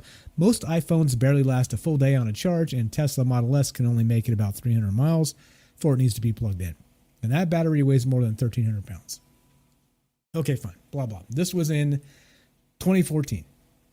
All right. Now this continues. what's happening here? Let's see. Let's see. What makes more sense? All right. So now this is an actual RoboCop, right? That like shows up and, you know, you've seen the movie that kind of shows up and beats people's asses, right? Like this guy, like he's shooting people. He's got like, it's kind of like an exoskeleton sort of thing, right? So it's not like a real robot. It's kind of like a dude in a robot suit. But what about real robots? What's happening with this? Let's look at this. Zero Hedge reports this. High-flying drone drops bags of cannabis over Tel Aviv. Did you guys see this? So we're talking about like delivery drones and right, like autonomous stuff and whatever it happens to be. Here we go. So hold on. Stick with me for just a sec as I burn through some of these real fast and get us there. So, okay. So this was kind of a marketing stunt. Tel Aviv, drone dropping bags over cannabis. But what? So it like delivery drones, right? Are we doing that? Yeah, guess what? CNN reports this. I want to just link bomb you guys, and you guys can catch up if you want to read this stuff. But look what's going on. Now how does this, you say, Mike, how does this relate to 9/11 and the new normal and taking our temperature? Hold on. We'll get there. Hold on. Give me a second. CNN reports, this is August 31st, 2020, right? Amazon gets closer to drone delivery with FAA approval, right? We're getting there. All right, drone deliveries, right? We're dropping cannabis from the sky as a marketing stunt in Tel Aviv, where Amazon is about to be approved to deliver shit to your doorstep with an autonomous drone. What's that look like? Let me just play this video here. On Amazon, Amazon is developing a service to use drones to safely deliver packages to customers in 30 minutes or less. I'll let them tell you. It's called Prime Air. We've started a new private trial for customers in the Cambridge area of England, and on December 7th, we completed our first delivery. Customers will choose from a selection of thousands of items tucked away in a Prime Air fulfillment center located just over the horizon from their homes. We have been operating fulfillment centers for quite a while now, but this one is unlike all the rest. These modest-looking buildings contain innovative Prime Air technology. Here's how it works. Moments after receiving the order, an electrically powered Amazon drone makes its way down an automated track and then rises into the sky with the customer's package on board. These drones are autonomous. From takeoff to landing and return, they operate completely on their own. Cruising quietly below 400 feet, carrying packages up to 5 pounds, and guided by GPS, our systems are designed to find their destinations safely. Within 30 minutes of placing the order, the customer receives their package. For this initial trial, customers can choose from the latest tech gadgets to their dog's favorite biscuits. We will use the data gathered during this beta test and the feedback provided by customers to expand the private trial to more customers over time. We're starting with 2 customers now, and in the coming months, we'll offer participation to dozens of customers living within several miles of our UK facility, and then growing to hundreds more. After that, well, it'd be easy to say, the sky's the limit. But that's not exactly true anymore, is it? That's not exact. The sky's the limit. That's not exactly true anymore, is it? No, not really. Not really. All right. So this straight off of the Amazon propaganda, right? All right. So no problem, right? So you want your whatever you want your widgets, and they bring you they bring you your shit, right? No problem. 30-minute delivery. How amazing is that, right? You're like, I want some frozen pizza. They're like, blam, this shit's at your doorstep in 30 minutes. Like, that's amazing, right? Like, probably faster. You can go to the store and bring the pizza back, and you can preheat the oven and you could order the frozen pizza, right? And bam, the convenience level, right? You're saving so much time. It's amazing. No. All right. Now check this out. Now again, how does this relate, Mike? You say to 9/11, 2001, and the government response, and the same government response to COVID in 2020. How does it relate? Drones is how it relates. Autonomous AI is how it relates. Okay. And again, the same government response to what we're talking about. Here we go. So we have drones maybe taking your temperature like they do in China, right? Send the cops after you. This MFer has a fever. Get him, right? Like this situation? No, hold on. There's more. Hold on, there's more. There's more here. Let's see. Did I mention we're live? If you guys want to be part of the show, 702-957-1037. You can call in and tell me what you think about this. The surveillance state, we're talking about 9/11-2001, how the government actually reacted to that, and then how it's a very similar reaction to COVID-19, being that the war on terror was like a, quote, invisible enemy. And now we have, in 2020, we have a, quote, pandemic that is also a similar invisible enemy, or not at all, actually, except their response seems to be very similar, which means square peg, round hole. They don't give a shit what it is. They want it shoved down their agenda, down our throat, whatever the fuck. Anyway, okay, here we go. Okay, here we go. All right, so there we go. That's what it looks like. So here it is. This is reported by zerohedge.com. All right, now I'm going to link this. So I'll link all this stuff, and you guys can follow up on me. I encourage you to fact check everything I do, because I'm not the arbiter of truth. We are a community here, and we talk about these things, all right? Here we go. Walmart launches drone delivery as last-mile delivery war heats up. This is from Zero Hedge. Walmart has partnered with Flytrex, an end-to-end drone delivery company, to launch an on-demand drone delivery service at one of its supercenters in Fayetteville, North Carolina this week. The unveiling of this new rapid last-mile delivery service comes a little more than 1 week after the company officially unveiled Walmart Plus, an alternative to Amazon Prime. This is reported today. This is brand new. Like I said, piping hot conspiracy news. You're on the right place. Here we go. Now check this out. Check this out. In the UK, September 10th, 2020, Tesco to trial drone delivery service in the UK. The BBC reports this. It never ends, right? Now again, you're like, all right, again, you know, Mike, what's drone delivery have to do with COVID-19 and 9/11 and the government response? Yeah, all right, hold on. Hold on, you're in the right place. Let's play some of this. So we know what happens with facial recognition technology. We know what happens with when you give major corporations an unlimited go at whatever they want because the government is too sackless to actually step in and make them stop. Well, let's just watch some of this video. I'm not going to tell you what it's called. You can see. Let's just play this. Watch what happens when you have an entire sky full of autonomous drones delivering shit on the constant, on the daily, 30-minute deliveries the world over. You know what else is possible? Customer pilots directed almost 3,000 precision strikes last year. We're super proud of it. It allows you to separate the bad guys from the good. It's a big deal. But we have something much bigger.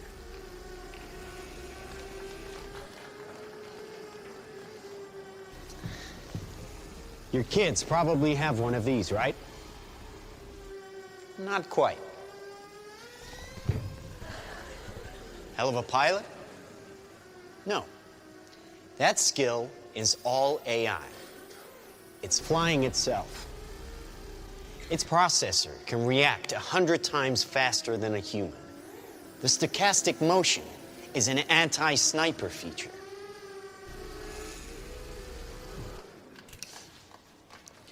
Just like any mobile device these days, it has cameras and sensors, and just like your phones and social media apps, it does facial recognition.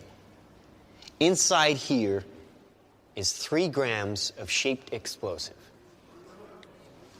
This is how it works.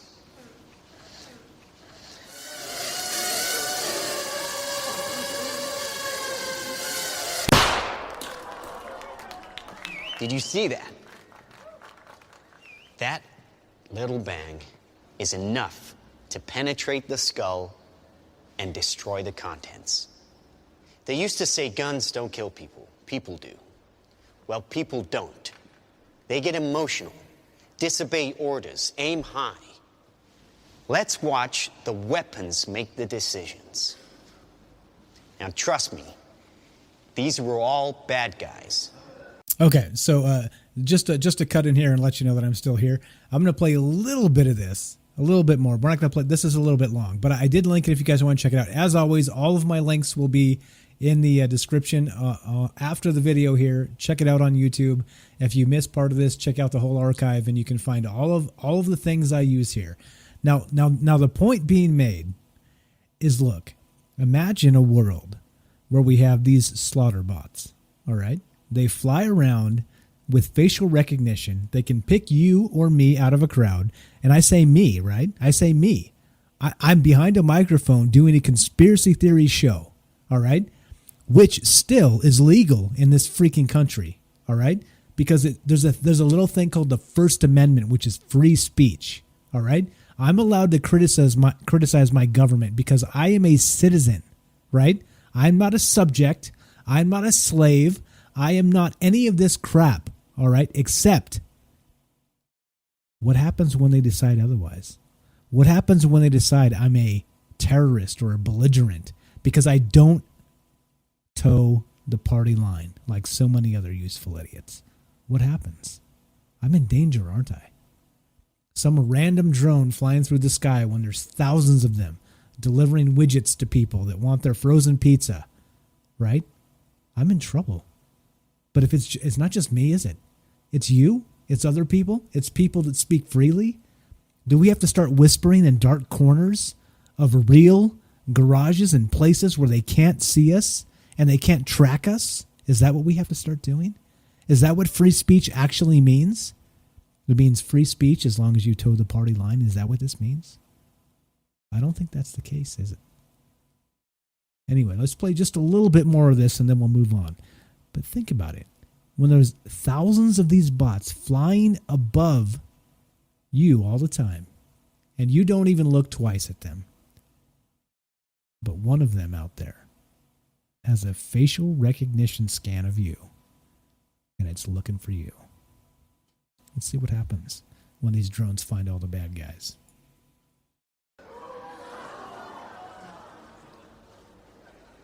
Now that is an airstrike of surgical precision. It's one of a range of products. Trained as a team, they can penetrate buildings, cars, trains, evade people, bullets, pretty much any countermeasure. They cannot be stopped. Now, I said this was big. Why? Because we are thinking big. Watch. A $25 million order now buys this. Enough to kill half a city. The bad half. Nuclear is obsolete. Take out your entire enemy, virtually risk-free. Just characterize him, release the swarm, and rest easy. These are available today. We have a distribution network taking orders from military, law enforcement, and specialist clients. The nation is still recovering from yesterday's incident, which officials are describing as some kind of automated attack, which killed 11 U.S. senators at the Capitol building. They flew in from everywhere but attacked just one side of the aisle. It was chaos. People were screaming. You can see high. Okay, you catch that? You catch that. They came from everywhere, but they only attacked one side of the aisle. You catch that? You catch that? When you are deemed a terrorist for speaking out against the party line, against the narrative, the prevailing narrative, look what might happen. Are we comfortable with autonomous drones flying all over the place?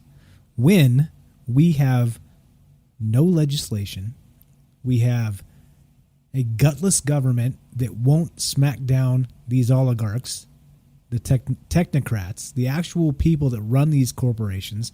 Jeff Bezos, I'm talking to you. I'm streaming on your platform, right? I'm talking to you.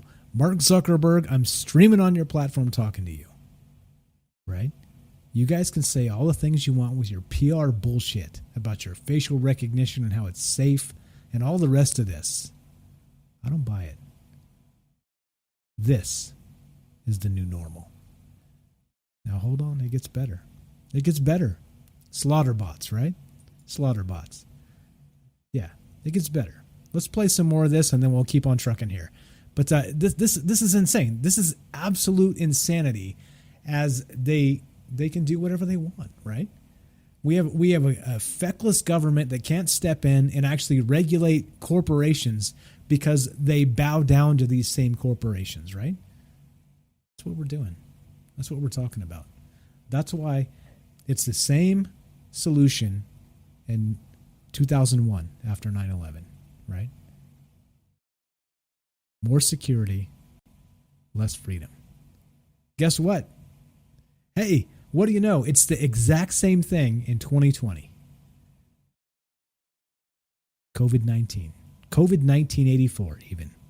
Let's just add it to the list here. 1984. George Orwell, Big Brother. More control for them, less freedom for you. Less autonomy for yourself and more autonomy for the drones to seek you out. In a facial recognition slaughter bot. Here we go. Let's play a little bit more of this from the Corbett Report, and then we'll wind this up. What time is it? What time do we got? We're still doing this. Yeah, we got plenty of time. All right, so here's the thing. We're doing this live. We do this live twice a week. We do it because we want to include you. If you guys want to be part of the show, you have comments on this stuff, give me a call. We'll put you on the show. You can tell me what you think about the slaughter bots, about big data, about facial recognition, about how 9/11 was the same thing as it is in 2020 with COVID for some bizarre reason. It's like the same solution. Given government, right? You give them many different problems. We have the same damn solution. How does it make sense?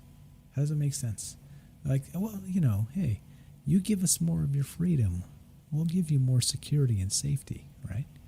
And nobody ever says it that way. Because you can't say it that way because it doesn't sell that way, right?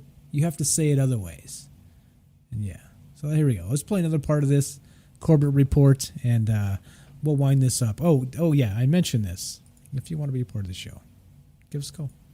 Dial this phone number. We'll put you on the show, 702-957-1037. You can join the Discord. You can, there we go, be on the show that way. Easy peasy, lemon squeezy. Had a couple great callers tonight, and let's play the rest of this. And see what you think. COVID-1984 and the square peg, round hole government. No matter what happens, they're going to smash through their agenda regardless of what you and I want. Action. A career officer and physician in the United States Air Force, Kadlec would go on to contribute to the FBI's investigation of the 2001 anthrax attacks, and then serve in several key biosecurity-related roles in the George W. Bush White House. During this time, Kadlec helped draft the Pandemic and All Hazards Preparedness Act. Passed by Congress in 2006, the act greatly expanded federal power during public health emergencies and consolidated many of these powers in a new office, the Assistant Secretary for Preparedness and Response. Then, in what Kadlec has called just a coincidence, Trump appointed Kadlec himself to that position in 2017. In his role as ASPR, Kadlec oversaw a joint exercise in 2019 named Crimson Contagion. The drill included the National Security Council, the Pentagon, the Department of Homeland Security, and a raft of other government agencies, and simulated the U.S. government's response to a viral pandemic originating in China and spreading around the globe. Okay, I'm going to kill this just to expedite this, but if you guys want the entire thing, I'll link it one more time. This is from the Corbett Report, and he's brilliant. Again, like he's Alex Jones without the bluster. Corbett Report, fantastic. I'm going to link it, and we'll continue here. So he's talking about how they seem to know, right, what's going to happen, and if they're doing these tabletop exercises and they're pre-screening disasters, there should be a response, right? There should be like an appropriate and typical response to a particular thing, right? So how on earth do we go through different things, two entirely different things? 9/11, 2001 is tragic and horrible. 2020, COVID is tragic and horrible. And yet we have the exact same thing. Give us more, we'll secure you more. Again, it's about you mitigating your own risk, choosing your own risk, right? But the government doesn't see it that way. They see it as, well, if you allow us to tell you what to do, then we can protect more of you in one cluster, in one fell swoop, right? That's what this is about. All right, let's skip to the end of this. So again, this is a corporate report. I'm going to link it real fast, but listen very carefully to the language they use, and let's play some more of this, and we'll keep on trucking. Let's see, what do we got? One more time. I'm going to put the phone number up. Don't see any calls. Let's see. We're good. All right, here we go. We're going to play this. Again, we're live. If you want to be part of the show, 702-957-1037. That's a Las Vegas area code. If you don't like the long distance, join the Discord. Troubledminds.org is the official website. Click the Discord link. It's free if you got an internet connection, and you can hop on and be part of the show. I'll put you on immediately, and we'll talk about whatever you want to talk about. But yeah, all right. So here we go. Let's play a little bit more of the corporate report and action. That so many of the people who were there at the birth of the War on Terror are currently acting as midwives to the biosecurity state should come as no surprise. After all, the biosecurity paradigm is not a replacement for the terror paradigm. It is its fulfillment. The War on Terror imagined a covert army of foreign invaders slipping through the defenses of the homeland and commandeering the resources of the body politic to wreak internal havoc. The biosecurity state posits largely the same scenario, but now those foreign invaders are not terrorists possessed with a hatred of freedom. They are asymptomatic carriers possessed by a pathogen. Just as the Homeland Security Forces and border security agents were entrusted to protect us from the terrorists, now the frontline heroes, doctors and nurses armed with the tools of the technocratic priest class, can protect us from the invisible enemy. This speaks to an important aspect of the biosecurity state. Ultimately, it is not about health. It is about politics.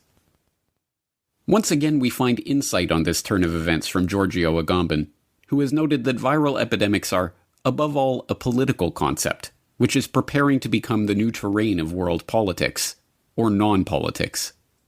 It is possible, however, that the epidemic that we are living through will be the actualization of the global civil war that, according to the most attentive political theorists, has taken the place of traditional world wars. All nations and all peoples are now in an enduring war with themselves, because the invisible and elusive enemy with which they are struggling is within us. Governments are banning gatherings and events, instituting new screening procedures, quarantining healthy, functioning people against their will, tracking and surveilling every individual, controlling their movements, monitoring their transactions. Make no mistake, the war on terror is not over. It has just greatly expanded. There you go, right? So it becomes a new thing. It's it's literally the same response, but it's a completely different thing. And if you don't think that this Republican Democrat kabuki theater bullshit is nothing but that, they have the same agenda, and it's right. Like, the state steps in, the state will take care of you. The more the state takes care of you, the less you have to make your own decisions, right? It's simple. Like, it's literally the most simple of things, and people don't even get it, right? It's like when you, like I've said this before, when you boil the frog slowly, the frog doesn't know he's being boiled until it's way too late. That's where we're at. You got to pay attention, guys. We got to pay attention to this shit. We got to know what they're trying to do. I linked this. This is autonomousweapons.org, and take action. There's a way you can sign this petition and stuff and say, hey, here's how you ban some of these things, right? So I did link it if you guys want to check it out. Here we go, real fast. There you go. And you guys can have a look. But this is exactly what's going on today. This is what's happening here. Okay, so here we go. Now this gets more terrifying, right? So we have the same thing. Now, this is Stillness in the Storm. This is a fantastic website. I think it's a good podcast, too. Pretty sure it's a podcast. Let's see. Hold on. Now, this is exactly what we're talking about. AI robocops continue rolling out across the U.S., collecting biometrics and creating blacklists, right? All right. So we're gonna mow through this real fast. But this is exactly it, right? So we talked about autonomous drones flying around, facial recognition, the ability to kill people with faster than human reflexes could even, like, if you tried to attack it, you'd never hit it. It'd be like trying to hit a hummingbird. You'd never get it. It'd get you before you knew what the F happened, right? Like this, what's happening here? All right, now let's see. What else do we got? Listen to this. This is a Dr. Congo traffic robots. Let's just play some of this a little bit here. I'm gonna link this and you guys can check this out. But this is a traffic cop. This is a robot, right? This is basically a Generation 1 RoboCop directing traffic in the Congo. Let's see what this looks like. Action. These supersized traffic robots have been manning traffic in downtown Kinshasa for 5 years. The city, like many African capitals, has unruly traffic. And it's visible on many cars. Also, quite often, motorists spend hours in traffic jams. In 2013, just 2 robots were installed to test how effective they could be. The result has been astounding. Motorists love them. The robot has helped ease the flow of traffic, but there are a few times when it malfunctions. That's when police officers come in handy. By and large, it has helped improve traffic. Okay, I'm going to kill that.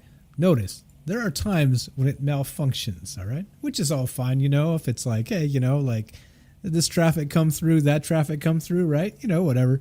Like, if people are paying attention, there's no accident, right? But what if this thing, right, this RoboCop or whatever it is jacking you up for having a mask or not having a mask?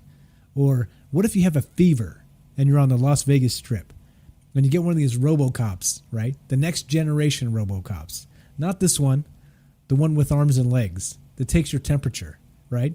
That calls in its squad of flying drones, right? Like, what are we doing here?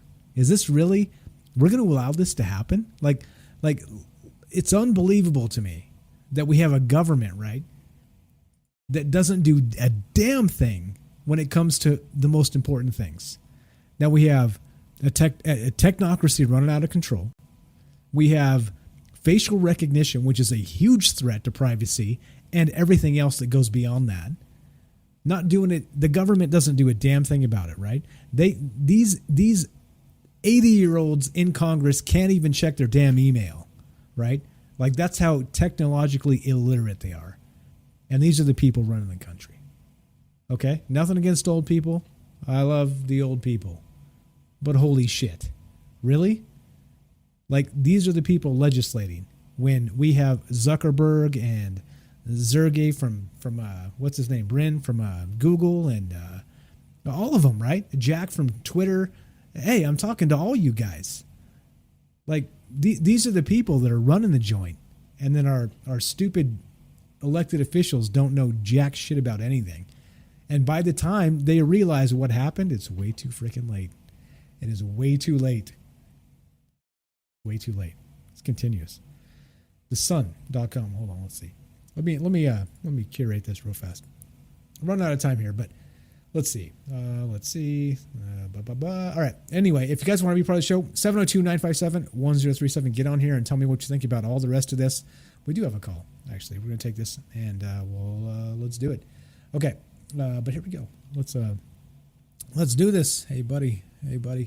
You're on Troubled Minds with Mike. What's your first name? Where are you calling from? I know who you are, but I'm just asking. Come on, anyway. man. I know who nobody's you are. calling in. I know who you are. Joe from Florida. He's our resident funeral director. How you doing, my man? Thanks for staying up late with us tonight. How you feeling about this? How does this make you feel, man? You know what? I think everybody's been giving this thought. But I remember 9/11, and I remember curiously after 9/11, my buddy was going to buy Taser. Taser was at like $1 a share, and a friend of his bought some, like mortgaged his fucking house. Like in a matter of a week or a couple of weeks, Taser went up to like $70 or $80 a share, and this one guy became almost a millionaire overnight. And you know, when you started the whole show, and you mentioned the rise of the militarized police, that's where you get your Taser from. I remember looking at penny stocks to invest in something that was like an artificial sniffer, where you would go to the airport and it would try to sniff and see if you had any bomb material or anything on you, kerosene. If you went to the gas station, there were a lot of companies that were like a tech startup, but they were security startups.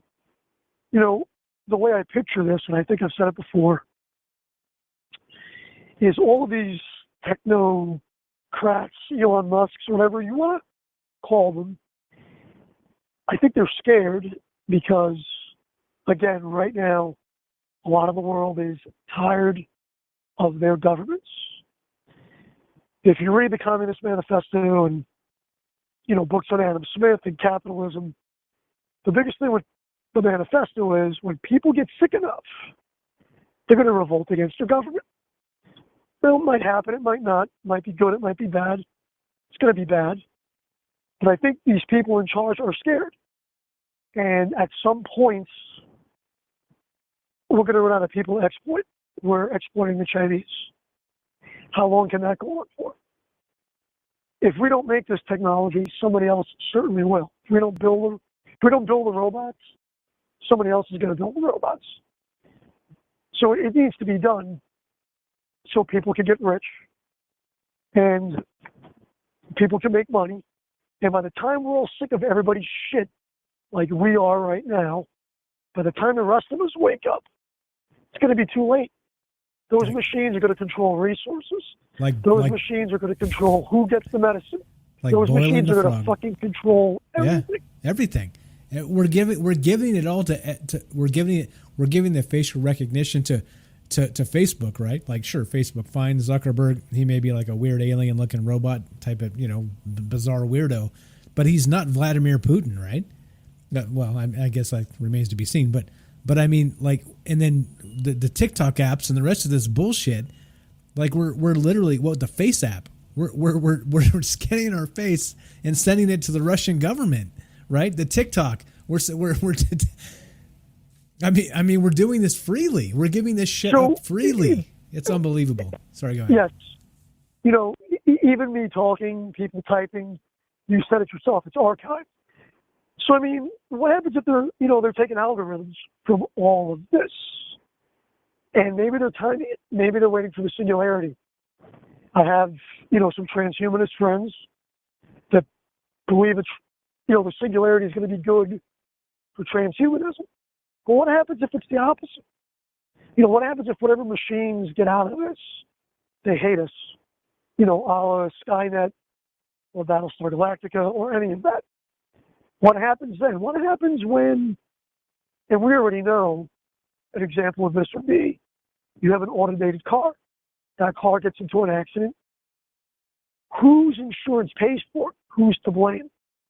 So if the government buys a bunch of fucking drones and those drones malfunction, who gets sued? Do we say no more cops? Do we say no more drones? By that time, nobody's going to give a fuck. Nothing's going to happen. We're not going to be able to do nothing. So, I mean, it's just doom and gloom. It's the way I'm looking at it. And the earlier video that you played about, this new awakening and all of this, we subsidize the world. Our taxes subsidize the world. Trump, maybe he's a speed bump in this whole goddamn thing. That's all he is. That's totally all he is. I don't blame him for. Well, but I don't blame him for pulling soldiers out and pulling the military out of Europe. I don't blame him a lot of that. I would go about it differently. I mean, for every soldier that I took out, it's anathema to say. There's a lot of shit that actually Trump did that's good, right? But nobody wants to hear that. Nobody wants to talk about that. So we'll just shrug our shoulders and ignore it, right? And let the technocrats take over and do what they do. You said it right. We're making ourselves poorer. We're making ourselves poorer. Yes. So we could probably be more in equilibrium with the rest of these other countries. Exactly. So again, we live in the upside down. Instead of bringing up third world countries, right, and finding sustainable ways to improve those places, we're asked to, like I said, drink less cold beer and take less warm showers instead, right? It's like, wait, really? Like, this is where we're at? Okay, fine. Fine. Fuck off, right? Fuck off. Like you, and let me tell you what, the thing that pisses me off the most about all of this is, the elites aren't going to take less warm showers. They're heating their fucking swimming pools. You know what I mean? Like, that's the whole fucking joke here. I want a cold 6-pack. These fools have, like, you know, multiple beers on tap and wine cellars, right? Like, chilled crisply to the fucking perfect, like, degree. You know, come on. No. Like, you can't do as I say, not do as I do. Look at this. It's bullshit. Go ahead. Well, Dan, you know what's going to happen, but here's the thing right now. You know, whether you agree with the militia, you know, the right-wingers, Antifa, BLM, okay? You know, all of those people are being recorded. All of those people are being, whether I'm recording them on an app, whether there's drones recording them, all of those people are going to be fugitives. If they go home at night, if you go protest and you go home at night, they have a dossier on you. They're going to have something on everybody. Because when these machines become more and more active, you know, an unused weapon is a weapon. And like you said, and like I think we're all realizing, the war is against the citizens right now. The war is against your own fucking citizens. And how nice would it be to fucking release a bunch of drones, faceless, and they start shooting people? And here's the other thing. I have a real bad suspicion about when you look at these groups, these terrorist groups, or whatever you want to call them, protesters, it just strikes me as strange that nobody has stepped up to be a leader. I mean, even the PLO, even Hamas, even all of these leaders, even all of these terrorist organizations, at some point in time, they appointed a leader to try to come to the table because they knew they had to try and be legitimized. The fact that fucking makes me disgusted with everything is you have all these protests in the streets and they're burning their own towns. They're fucking demanding that the cops step down. It's all bullshit. And it just makes me wonder that maybe there are people funding them. Because if these groups really cared about change, maybe they would go protest at some rich guy's house. Maybe they would go harass some politicians. Maybe they fucking would go to, and some of them have gone to the courthouse. I mean, God bless them. Some of the militias, you know, have walked in the courthouse with their guns. Whether you agree with that or not, there's something to be said about that being specifically targeted. It sends a message, doesn't it? It's certainly like it, that's what I'm getting at. I'm not they're exactly more organized. I mean, they are more organized. They have their weapons and they're more organized. And I get it. I get that. Okay? When you got just looters in the street for the sake of looting, what do you expect to accomplish? Are you fucking kidding me? You kidding me? It's the same thing like the 99%, and things get tested. We all know that. You said it on the show. We've all said it. The PSYOPs, they've all get tested. And 9/11 pushed us in one direction. And now COVID's pushing us further in that direction. We're all preaching to the choir here, brother. You know that. Everybody else listening knows that. The thing that worries me, and I haven't done some research, but I heard about it. I've heard that Bill Gates and Elon Musk and a lot of rich people have bought a lot of property in Africa because they want to dump any manufacturing in China and try to do it in Africa. And when you think of the last continent that you could exploit for labor and for resources, what continent would that be? It would be Africa. Because how much pollution do you have in China? How much bullshit do you have in China? You know, if you go another 40 years exploiting Africa, at some point in time, who else is going to fucking do the dirty work for you? Who else are you going to exploit? What's going to happen then? By that time, the birth rate's going to go down. The birth rate's already going down, especially in the white populations. The birth rate's already down. You're going to have immigration. You already have that. You know, people of darker color, it's not a racist thing to say it. It's a fact. People of darker color, whatever that's going to be, they're going to outnumber anybody that's white color. Whether that's bad or good, whether they're going to wipe my ass in a nursing home, or they're going to fucking pick my food, or they're going to work in a factory, that's inevitable. Unless machines are going to do it for all of us, which I don't see happening. Yeah. Well, yeah. No, I mean, there's a lot there, and it's crazy to talk about, but this is the reality we live in. Now, you know what's funny? I was just dropping some links in the chat where you were talking there, and there's this one in particular. I'm gonna just put it up on the stream because, well, apparently I can't, because Facebook said that link goes against our terms of service. Let me read the thing that here. Quickly, huh? That yeah, fucking, yeah. That fucking it wouldn't quickly. let me put it That's up. crazy. It wouldn't let me put it up. It says, this is the headline: Police to use TSA-style scanners to spy on people in public places. And it wouldn't let me put that shit up. Yeah, okay. All right. Got it. Copy that, right?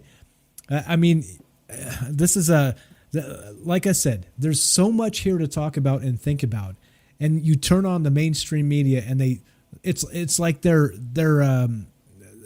beyond stupid. It's like, it's clearly collusion. It's clearly they hate us. It's clearly they don't want anybody thinking for themselves.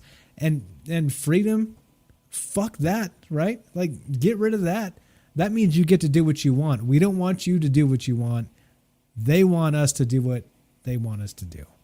And that's really what we're about here. That's really what we're about here. It's a corporate state. We're fighting, you want to call it Antifa, fascism, whatever the fuck it is. It's a corporate state. You're fighting a faceless enemy. I mean, if we marched on Washington, it wouldn't make a difference. And I don't think so. I think if we brought a million people strong, man, I think they'd hear us. Here's the thing. I think they'd hear us. Here's the thing. A corporation would just set up camps somewhere else. A corporation is blind. They answer to Wall Street. They answer to their shareholders. Those things are relatively blind. We don't know who we're fighting because the corporation can move the address. The shareholders, the CEOs can leave. Now, I mean, if we went and we threw some wrenches in a factory, that's going to slow them down. There's no doubt. There's definitely no doubt about that. If we organized, but of course, if you had a union, that's socialism, God forbid. You said that. If you had a worker co-op, God forbid that you should be fucking unionized. Fuck that shit. But if I go protest and my company doesn't like it, I'm out of a fucking job. Yeah. Check my Facebook posts. Yeah. I could be out of a fucking job. Exactly. Or do you get some asshole on Twitter? Where's my recourse? Where's my fucking recourse? No, yeah. There isn't one. You're done. You're fucked. And that's a social credit score. We're implementing it ourselves, right? We're policing ourselves, and we're being owned, completely owned by the party lines and the media. And look at us. Look at. I jump on Twitter today and say something about UFOs, and I get some asshole calling me a racist over and over again. I'm like, what the fuck? What? I'm not shitting you. It's just like, but this is what I'm saying. One time in my life, I've been called a racist by one individual, and it's only this individual, and he's literally off the rails, but he's towing the party line like a useful idiot, right? It's like, if you can't win an argument, if you can't actually have a conversation with people, you jump to that line, right? Or any other line. It doesn't matter. Or look, I posted another thing in Discord before we started this, where somebody on Twitter with like 200,000 followers said, "Oh, by the way, Julian Assange is part of the KKK, right? Pass it on." Or it's like, what? Like, literally, this is where we're at. Like, this division politics is not it. This is not it, guys. This is not fucking it. If you're literally finding ways to hate your neighbor, you're the idiot. You're the one who's being taken advantage of, and you were the one who is literally the most useful idiot that they love, because they're telling you, hey, based on color, based on class, based on sexual orientation, based on this, based on that, based on the car you drive, based on the dog you have, based on whether you mow your lawn or not, you're the fool. If you're hating people on these things, you're the fool, because they're owning you, and they're telling you how to be. They're telling you how to live your life. This is ridiculous. The world is ridiculous. And yeah, man. Again, that's why we do this show. That's why we talk about this shit. I'll leave you with this. I went to class this weekend to take care of something. You guys could figure it out. But the gentleman that was teaching the class answered a question from somebody about home defense and going out armed. And he said, you want to be the gray man, which I always agreed with. You want to be the gray man. And people that are listening know what the gray man is. You want to be nondescript until you have the advantage and somebody shows up on your property. Again, that's when you hopefully have the advantage. In this case, it might be a robot. So, taking out a robot with a weapon may not work, but So you're I'm sure fucked. those fucking robots from So you're Nightscope, fucked. 'cause Go all ahead those and things say you it. showed are all Go ahead from and say it. Nightscope. If a But robot shows up at your all those door, machines you're from fucked. Nightscope, you're fucked. You're fucked. Well, here's the thing: you're fucked. I mean, you can run one over. You can take your truck, and hopefully everybody has a truck. You can run over one of those fucking Nightscope robots, but they'll keep coming. They'll keep coming. They'll keep Science coming. fiction will be reality. They're not going to send one, dude. If they want you done, they're going to send a dozen of them. And you might get one down. You're not going to get the other 11. Exactly. No fucking way. Exactly. No fucking way. And this is where we're headed, people. This is where we're headed, right? And like we've done nothing policy-wise to give a shit about facial recognition technology. We've done nothing policy-wise to give a shit about autonomous weapons. We've done nothing. And here we are. I'm about to get to autonomous security robots. We'll get to that. Anything else we got while you got you on the line, Joe? You have a good night, brother. I hope appreciate somebody the else call. calls I in. appreciate the call. God bless you and the family, my man. Good night. Good night. There you go. Oh shit. Wrong button. The wrong button? No. All right, here we go. Here we go. All right. We're gonna take this call. What's up? You're on Trouble Lines with Mike, and which first name are you calling from? My name is Patty. What's up, Patty? How you doing? I'm okay. How about you? I'm doing good. We're finishing it up. So, what's on your mind tonight? Well, I guess what's on my mind is all this more and more alien stuff I keep seeing. And then now tonight I learned that they can even make holographs of spaceships flying around in the sky. And then now I hear, every minute you hear something else. But now I hear that they're going to fake an invasion upon us before the election comes. Yeah, that's and I'm just wondering. Yeah, Project Do Bluebeam. you think there's any truth to this nonsense? I hate to call it nonsense, but I think so you're talking about Project Bluebeam, and it's basically a fake alien invasion to seize more liberty from people, right? That's basically what this is. And you know what? I wouldn't put it past our officials, our elected officials, because they've done some really insidious things in the past. And so I think, maybe not now, but let's say in the future. I don't think it's outside the realm of possibility. So yeah, Project Bluebeam is what that's called. You stage a fake alien invasion. You call martial law. You seize power. Maybe, yeah, maybe. Right now, I don't know, but maybe, yeah. There's just so much happening. Yeah, all these elites and the politicians and everybody is supposed to be addicted to this drug called adrenochrome. I've heard that. Yes. You know anything about? I've heard that. Yes. About that. Yeah, we've talked about it a little bit. I'm not so sure it's as prevalent as people make it, but I have heard that. So I don't know. So me personally, I don't have. In the last 24 hours, they just busted them at the airport, sneaking thousands and thousands of capsules with human DNA from babies from Planned Parenthood inside of capsules at the airport. Okay, I haven't heard of that. I haven't heard of that. Here, tell you what. Go ahead. Tell you what. Did you find us on Facebook? If you can find a source for that and drop me a link, we'll talk about it on a future show. I don't like talking about things without sources, just because I don't want to be like, some guy on Facebook told me this, and it's kind of unsourced. So if you have a source, drop it. I'll be happy to talk about it on a future show. Definitely. Okay, yeah, this is the first time I ever saw your show. Okay, awesome. Thanks for calling in. Appreciate that. So we're going to finish up here. We're going to talk about autonomous security robots and wind it up. Anything else real quick while I got you on the line? This AI thing I think is just really out of hand.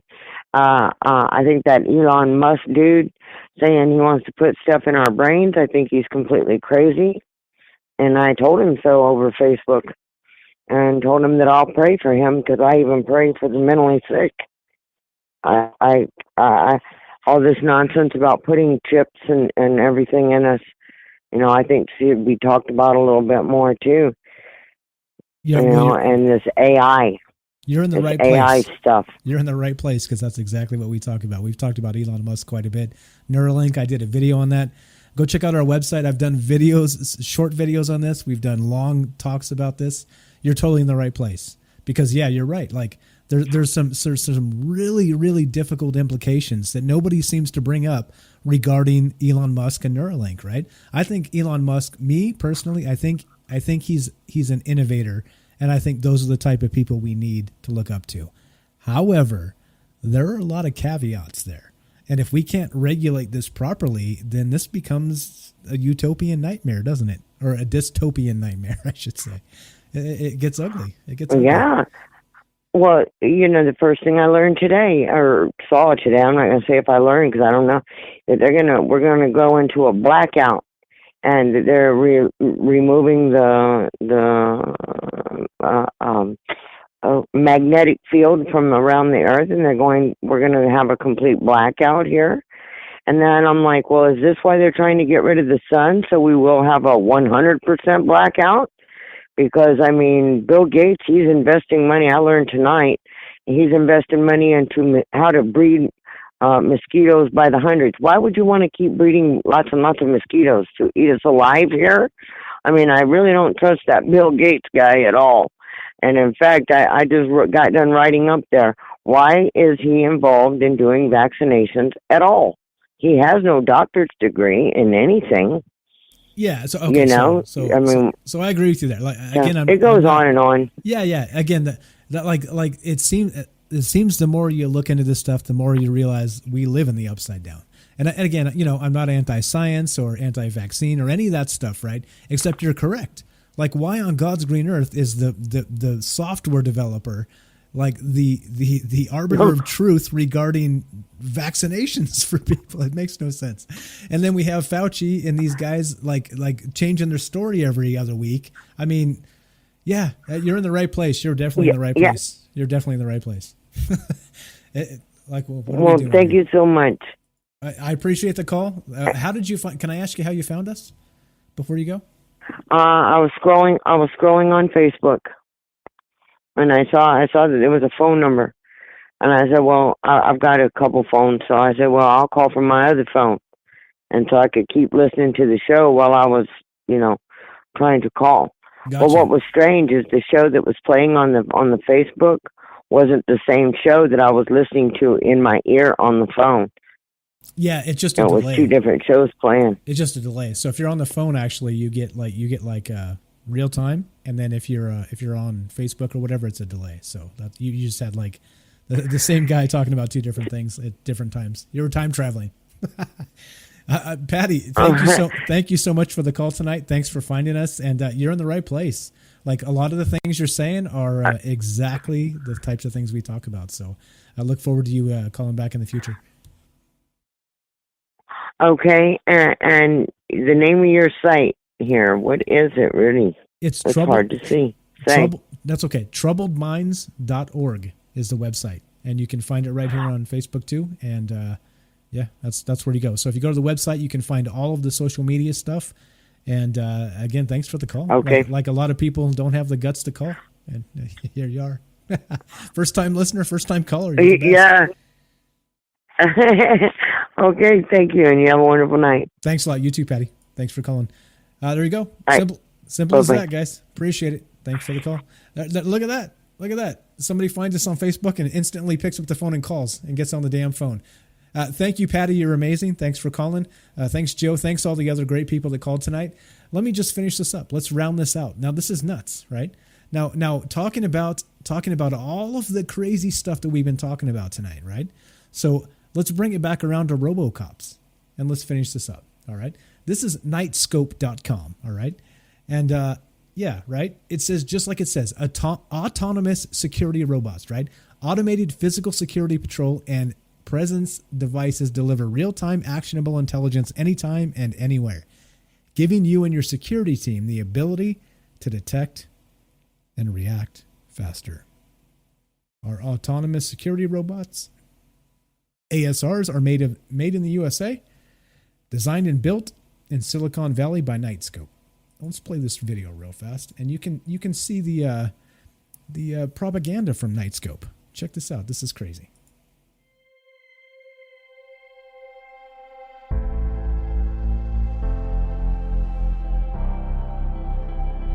I have an important question for you. If you had the chance to help make the United States of America become the safest country in the world, would you help make it happen?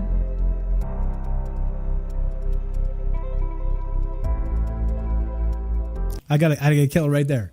If you listen to the marketing terms that people use, if you could make it the safest and most, yeah, okay. Let's hear what they say. So this is a company, Knightscope, that's selling robot cops, basically. All right, here you go. There's propaganda. Watch this. This is nuts. Well, this is your opportunity to join us in that fight. Just take a moment to imagine the positive impact we could have together on our schools, justice system, government, communities, and most importantly, the safety of your loved ones. It would be an absolutely priceless achievement. Henry Ford once stated, "If I'd asked people what they wanted, they would have said faster horses." Sometimes you just have to create something all new that's never been done before. We're blazing that new trail in law enforcement, physical security, and public safety. The country and Knightscope are both at an inflection point. Self-driving technology, robotics, and artificial intelligence are going to change the world dramatically. And we're right in the middle of it all, here in the heart of Silicon Valley. With only 2 million law enforcement and security professionals trying to secure over 300 million people across 50 states. Okay, notice he said trying to secure 2 million law enforcement professionals in security, trying to secure 300 million people. Like the language here is paramount. I think we need to pay very close attention to what's going on here. But he's selling RoboCops. This guy is selling robotic police. All right, here. Now hold on. They can't beat you down just yet, but give it a dozen years. But listen to what he says. Listen to how he sells this. 2 million law enforcement and security professionals to secure 300 million people. Not with his robots. Watch this. With outdated technology, the ongoing violence across the country will continue unchecked. That is not acceptable. But you can do something about it. For years, our team has been working relentlessly to develop capabilities that would enable new levels of intelligence to be delivered at a faster pace to help police and security officers make smarter and safer decisions, all in the interest of public safety. Knightscope is that innovator in fully autonomous security robots. And our team had a lot of help along the way from our awesome investors. Employees that want to be safe at work, patrons that want to go to the movies, or folks that just want to shop in peace, fans that want to be able to focus on simply watching their favorite teams play, parents worried about their kids, patriots, first responders, technologists, financiers. Thousands of people from all walks of life have invested in Knightscope's vision, and together, we built an innovative solution that has already started to make a difference in society. Okay, so that public safety robot was named Buddy. It had Buddy written on the robot. These things look like rockets. They have a little kid hugging it. A little kid hugging this public safety robot, right? But again, what does a public safety robot do? Right? They would take temperatures of people, wouldn't they? Right? They would scan for people without masks, wouldn't they? What would they do? They would probably be hooked up to a 5G database, right? Like we always say, 5G is not for people, it's for machines. It's for your toaster, knowing when you're out of bread. It's for your fridge, knowing when you're out of milk. And it's for this thing, knowing when you might be a domestic terrorist or labeled as such, with the facial recognition that it taps into through Google or through Twitter or through Facebook. It's funny. It's not funny. Let's play the rest of this. Another minute or so. So far, we've helped a law enforcement agency issue an arrest warrant for a sexual predator. We helped another law enforcement agency apprehend an armed suspect. We assisted a security guard in catching a thief. We stopped a fraudulent insurance claim, and we even helped catch a corporate vandal. Main Street investors, Wall Street investors, and Silicon... Hold on. Notice they didn't catch a corrupt politician. Just FYI. All right, let's finish the rest of this. Valley, banding together to make a meaningful and positive social impact, and we're just getting started. The future is here, and Knightscope will help us secure it. This is no longer science fiction. Our security robots are operating across 5 time zones, 24/7, 365, right now. We are pioneers defining the future of security. We design, engineer, manufacture our game-changing technology ourselves. That's right, made in the USA. It says designed and built in Silicon Valley on every robot, and each one proudly displays the stars and stripes, signifying our patriotic duty to our country. And the exciting part is that the greatest achievements of our life's work are just ahead for us. I believe this nation should commit itself to becoming the safest country in the world. And the safest country in the world, guys. There you go. Isn't China already running some sort of like a facial recognition? What do you call it? What do you call it? A social credit score, right? With autonomous drones flying in the sky and this type of thing going on. Would you call China the safest country in the world? I guess as long as you toe the right political line, they're the safest country in the world. So just don't get on the microphone on the internet and speak out against. Oh shit. Where did I go wrong? Anyway, let's finish this up. And thanks for hanging out. Thanks for being here, guys. I invite you to be part of that exciting future. This is your opportunity to invest in our Regulation A+ initial public offering, and you can learn more at securityrobot.com. Okay, that's probably enough. Let's be done with this guy. All right, but you get the point, right? Do you get the point? All right, here we go. Now, this is reported by 10.com. I'm going to drop this in here. Oh, shit, real fast. Oh, crap. Here we go. Now, okay. Now, this is a criticism of these robots, right? Now, this is the crazy part. Let's go full screen on this. All right. Now, okay, so this is reported by 10.com. Here's how Knightscope security robots surveil the public, right? And so this is exactly from the thing we did, right? You got little kids being blurred out here in the picture. So, okay, these robots, which range from stationary kiosks to roving bulbous obelisks on wheels, collect immense amounts of data using tools such as facial recognition, automatic license plate readers, and wireless device detection. 10 has obtained a previously unreported Knightscope presentation that shows just how much data Knightscope robots can collect. The slides, presented in full at the bottom of this piece, were presented to the City Council of Huntington Park, California in June of 2019. The city signed a $240,000 contract to lease a Knightscope robot for 3 years in November 2018, according to documents obtained through a public records request. Emails from the Huntington Park Police Department detail the minutia of employing a Knightscope robot, like an extra $1,000 to $2,000 charge for transport the robot, blah, blah, all this other stuff. Okay. One presentation slide features the company's facial recognition capabilities, indicating that the company can surface a known person's name, the similarity of the person's face compared to a known image, and a log of other identities that the robot has seen. People flagged as a person of interest have notes attached to their identities, such as, quote, causes trouble and, quote, sketchy dude, which were entered by Knightscope and not indicative of how police use the labeling feature. The program's interface also allows to accept or deny whether the match was accurate, presumably a way to further train the software for the future. All right, there you go. There's the future, guys. This is it. Knightscope security robots and how they surveil the public, right? Tell me how we're not turning into China with their social credit score, right? Yeah. Liberty? Freedom? Get out. Get out of here. No, come on. All right. I think we're done. China, here we go. Going to throw a couple of these out. Futurism. China deploying a RoboCop. Let's throw a couple more links out just to finish this up. But what is this about? Like, this is literally where we're at. And this is literally where our elected officials have no freaking clue. Again, like I said, old people can't even check their damn email. No offense to old people. I love old people. But holy shit. Like, should they be legislating technology? Yeah, of course not. Of course not.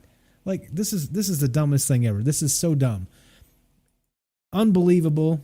This is where we're at. And I find it fitting, which is why I used the background of the shit is burning down. Not just in Oregon, not just in California. Prayers to all you guys out there. Be safe, get safe, take care of your loved ones. Realize we're only here for a short period of time. Stay away from the fires. Don't politicize that shit. But yeah, we're at the end of this. I have no idea how we have so many people here tonight. There's so many people here tonight. Thank you for hanging out. Thanks for being here. We've had between 60 and 90 people concurrently for 3 hours. That's absurd. That's like Twitch star shit. I don't know. I think maybe the Facebook algorithm broke because there's no way. Thank you all for hanging out. Here we go. We're going to play some outro music and we're done. But this is the thing, right? At the end of all of this, this is the type of thing we talk about on this show. If you're new here, there's a lot of new people here listening. We had some new callers tonight. Obviously, tons of new people listening. You tell me. Like, is this the type of thing that when you turn on the news that should be talked about? Or do you think you should have the same garbage, trash, 5 stories for 24 hours that you see on the news every day? Like, that's what this whole show is about. There is so much great information that should be discussed, that should be talked about, that we should share, and that we should think about. And none of that is happening, right? Again, like I always say, like we always say here, we live in the upside down. It doesn't make any sense. Every single thing that we think about and we care about, the Beltway in Washington, D.C. doesn't give a shit about. They don't care. They don't care about us. And that's what this show's about, among other things, like aliens, conspiracy, and the paranormal. Anyway, all right, let's play some outro music. We're done. Thanks for all the great calls tonight. Thanks for everybody hanging out and listening, hanging on every word. I know there's a lot of you out there, and yeah, well, let's play some good music as we go. How about this one right here? Let's do this one. Let's try that. All right. So as we finish this, now this is the important part, right? If you guys are still here, oh shit. If you guys are still here, here we go. Let's put the fire back up. If you guys are still here, then you're interested in this conversation, right? And if you're interested in this conversation, you want to know where to find us next time. I appreciate the interest. It's really easy. We stream Tuesdays and Fridays, 8 p.m. Pacific time. If you want to find more information about us, go to troubledminds.org. We do a podcast, do short videos. If you listen for any amount of time, you see how we have smart people call up and talk about these things. Because it's an open forum. This isn't about division politics or any of that other garbage they try and feed you, spoon feed you. It has nothing to do with any of that. This is about people getting together and thinking about important things. And sometimes really big things like consciousness and aliens and the universe.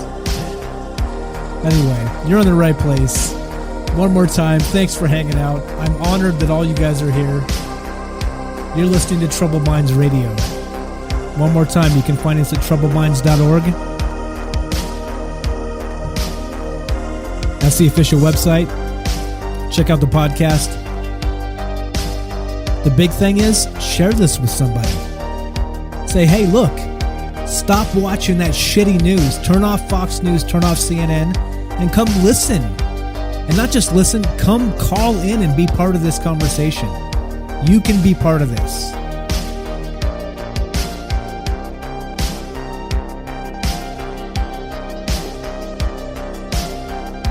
Thanks again. You guys are the best.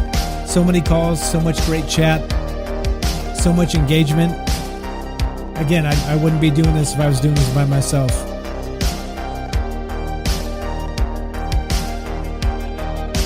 as we finish up. You're listening to Troubled Minds Radio. And I'm your host, Michael Strange.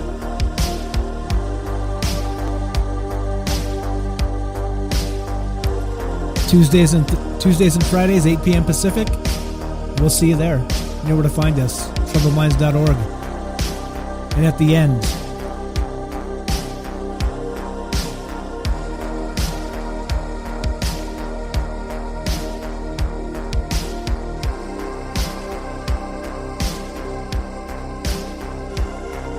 thank you for listening.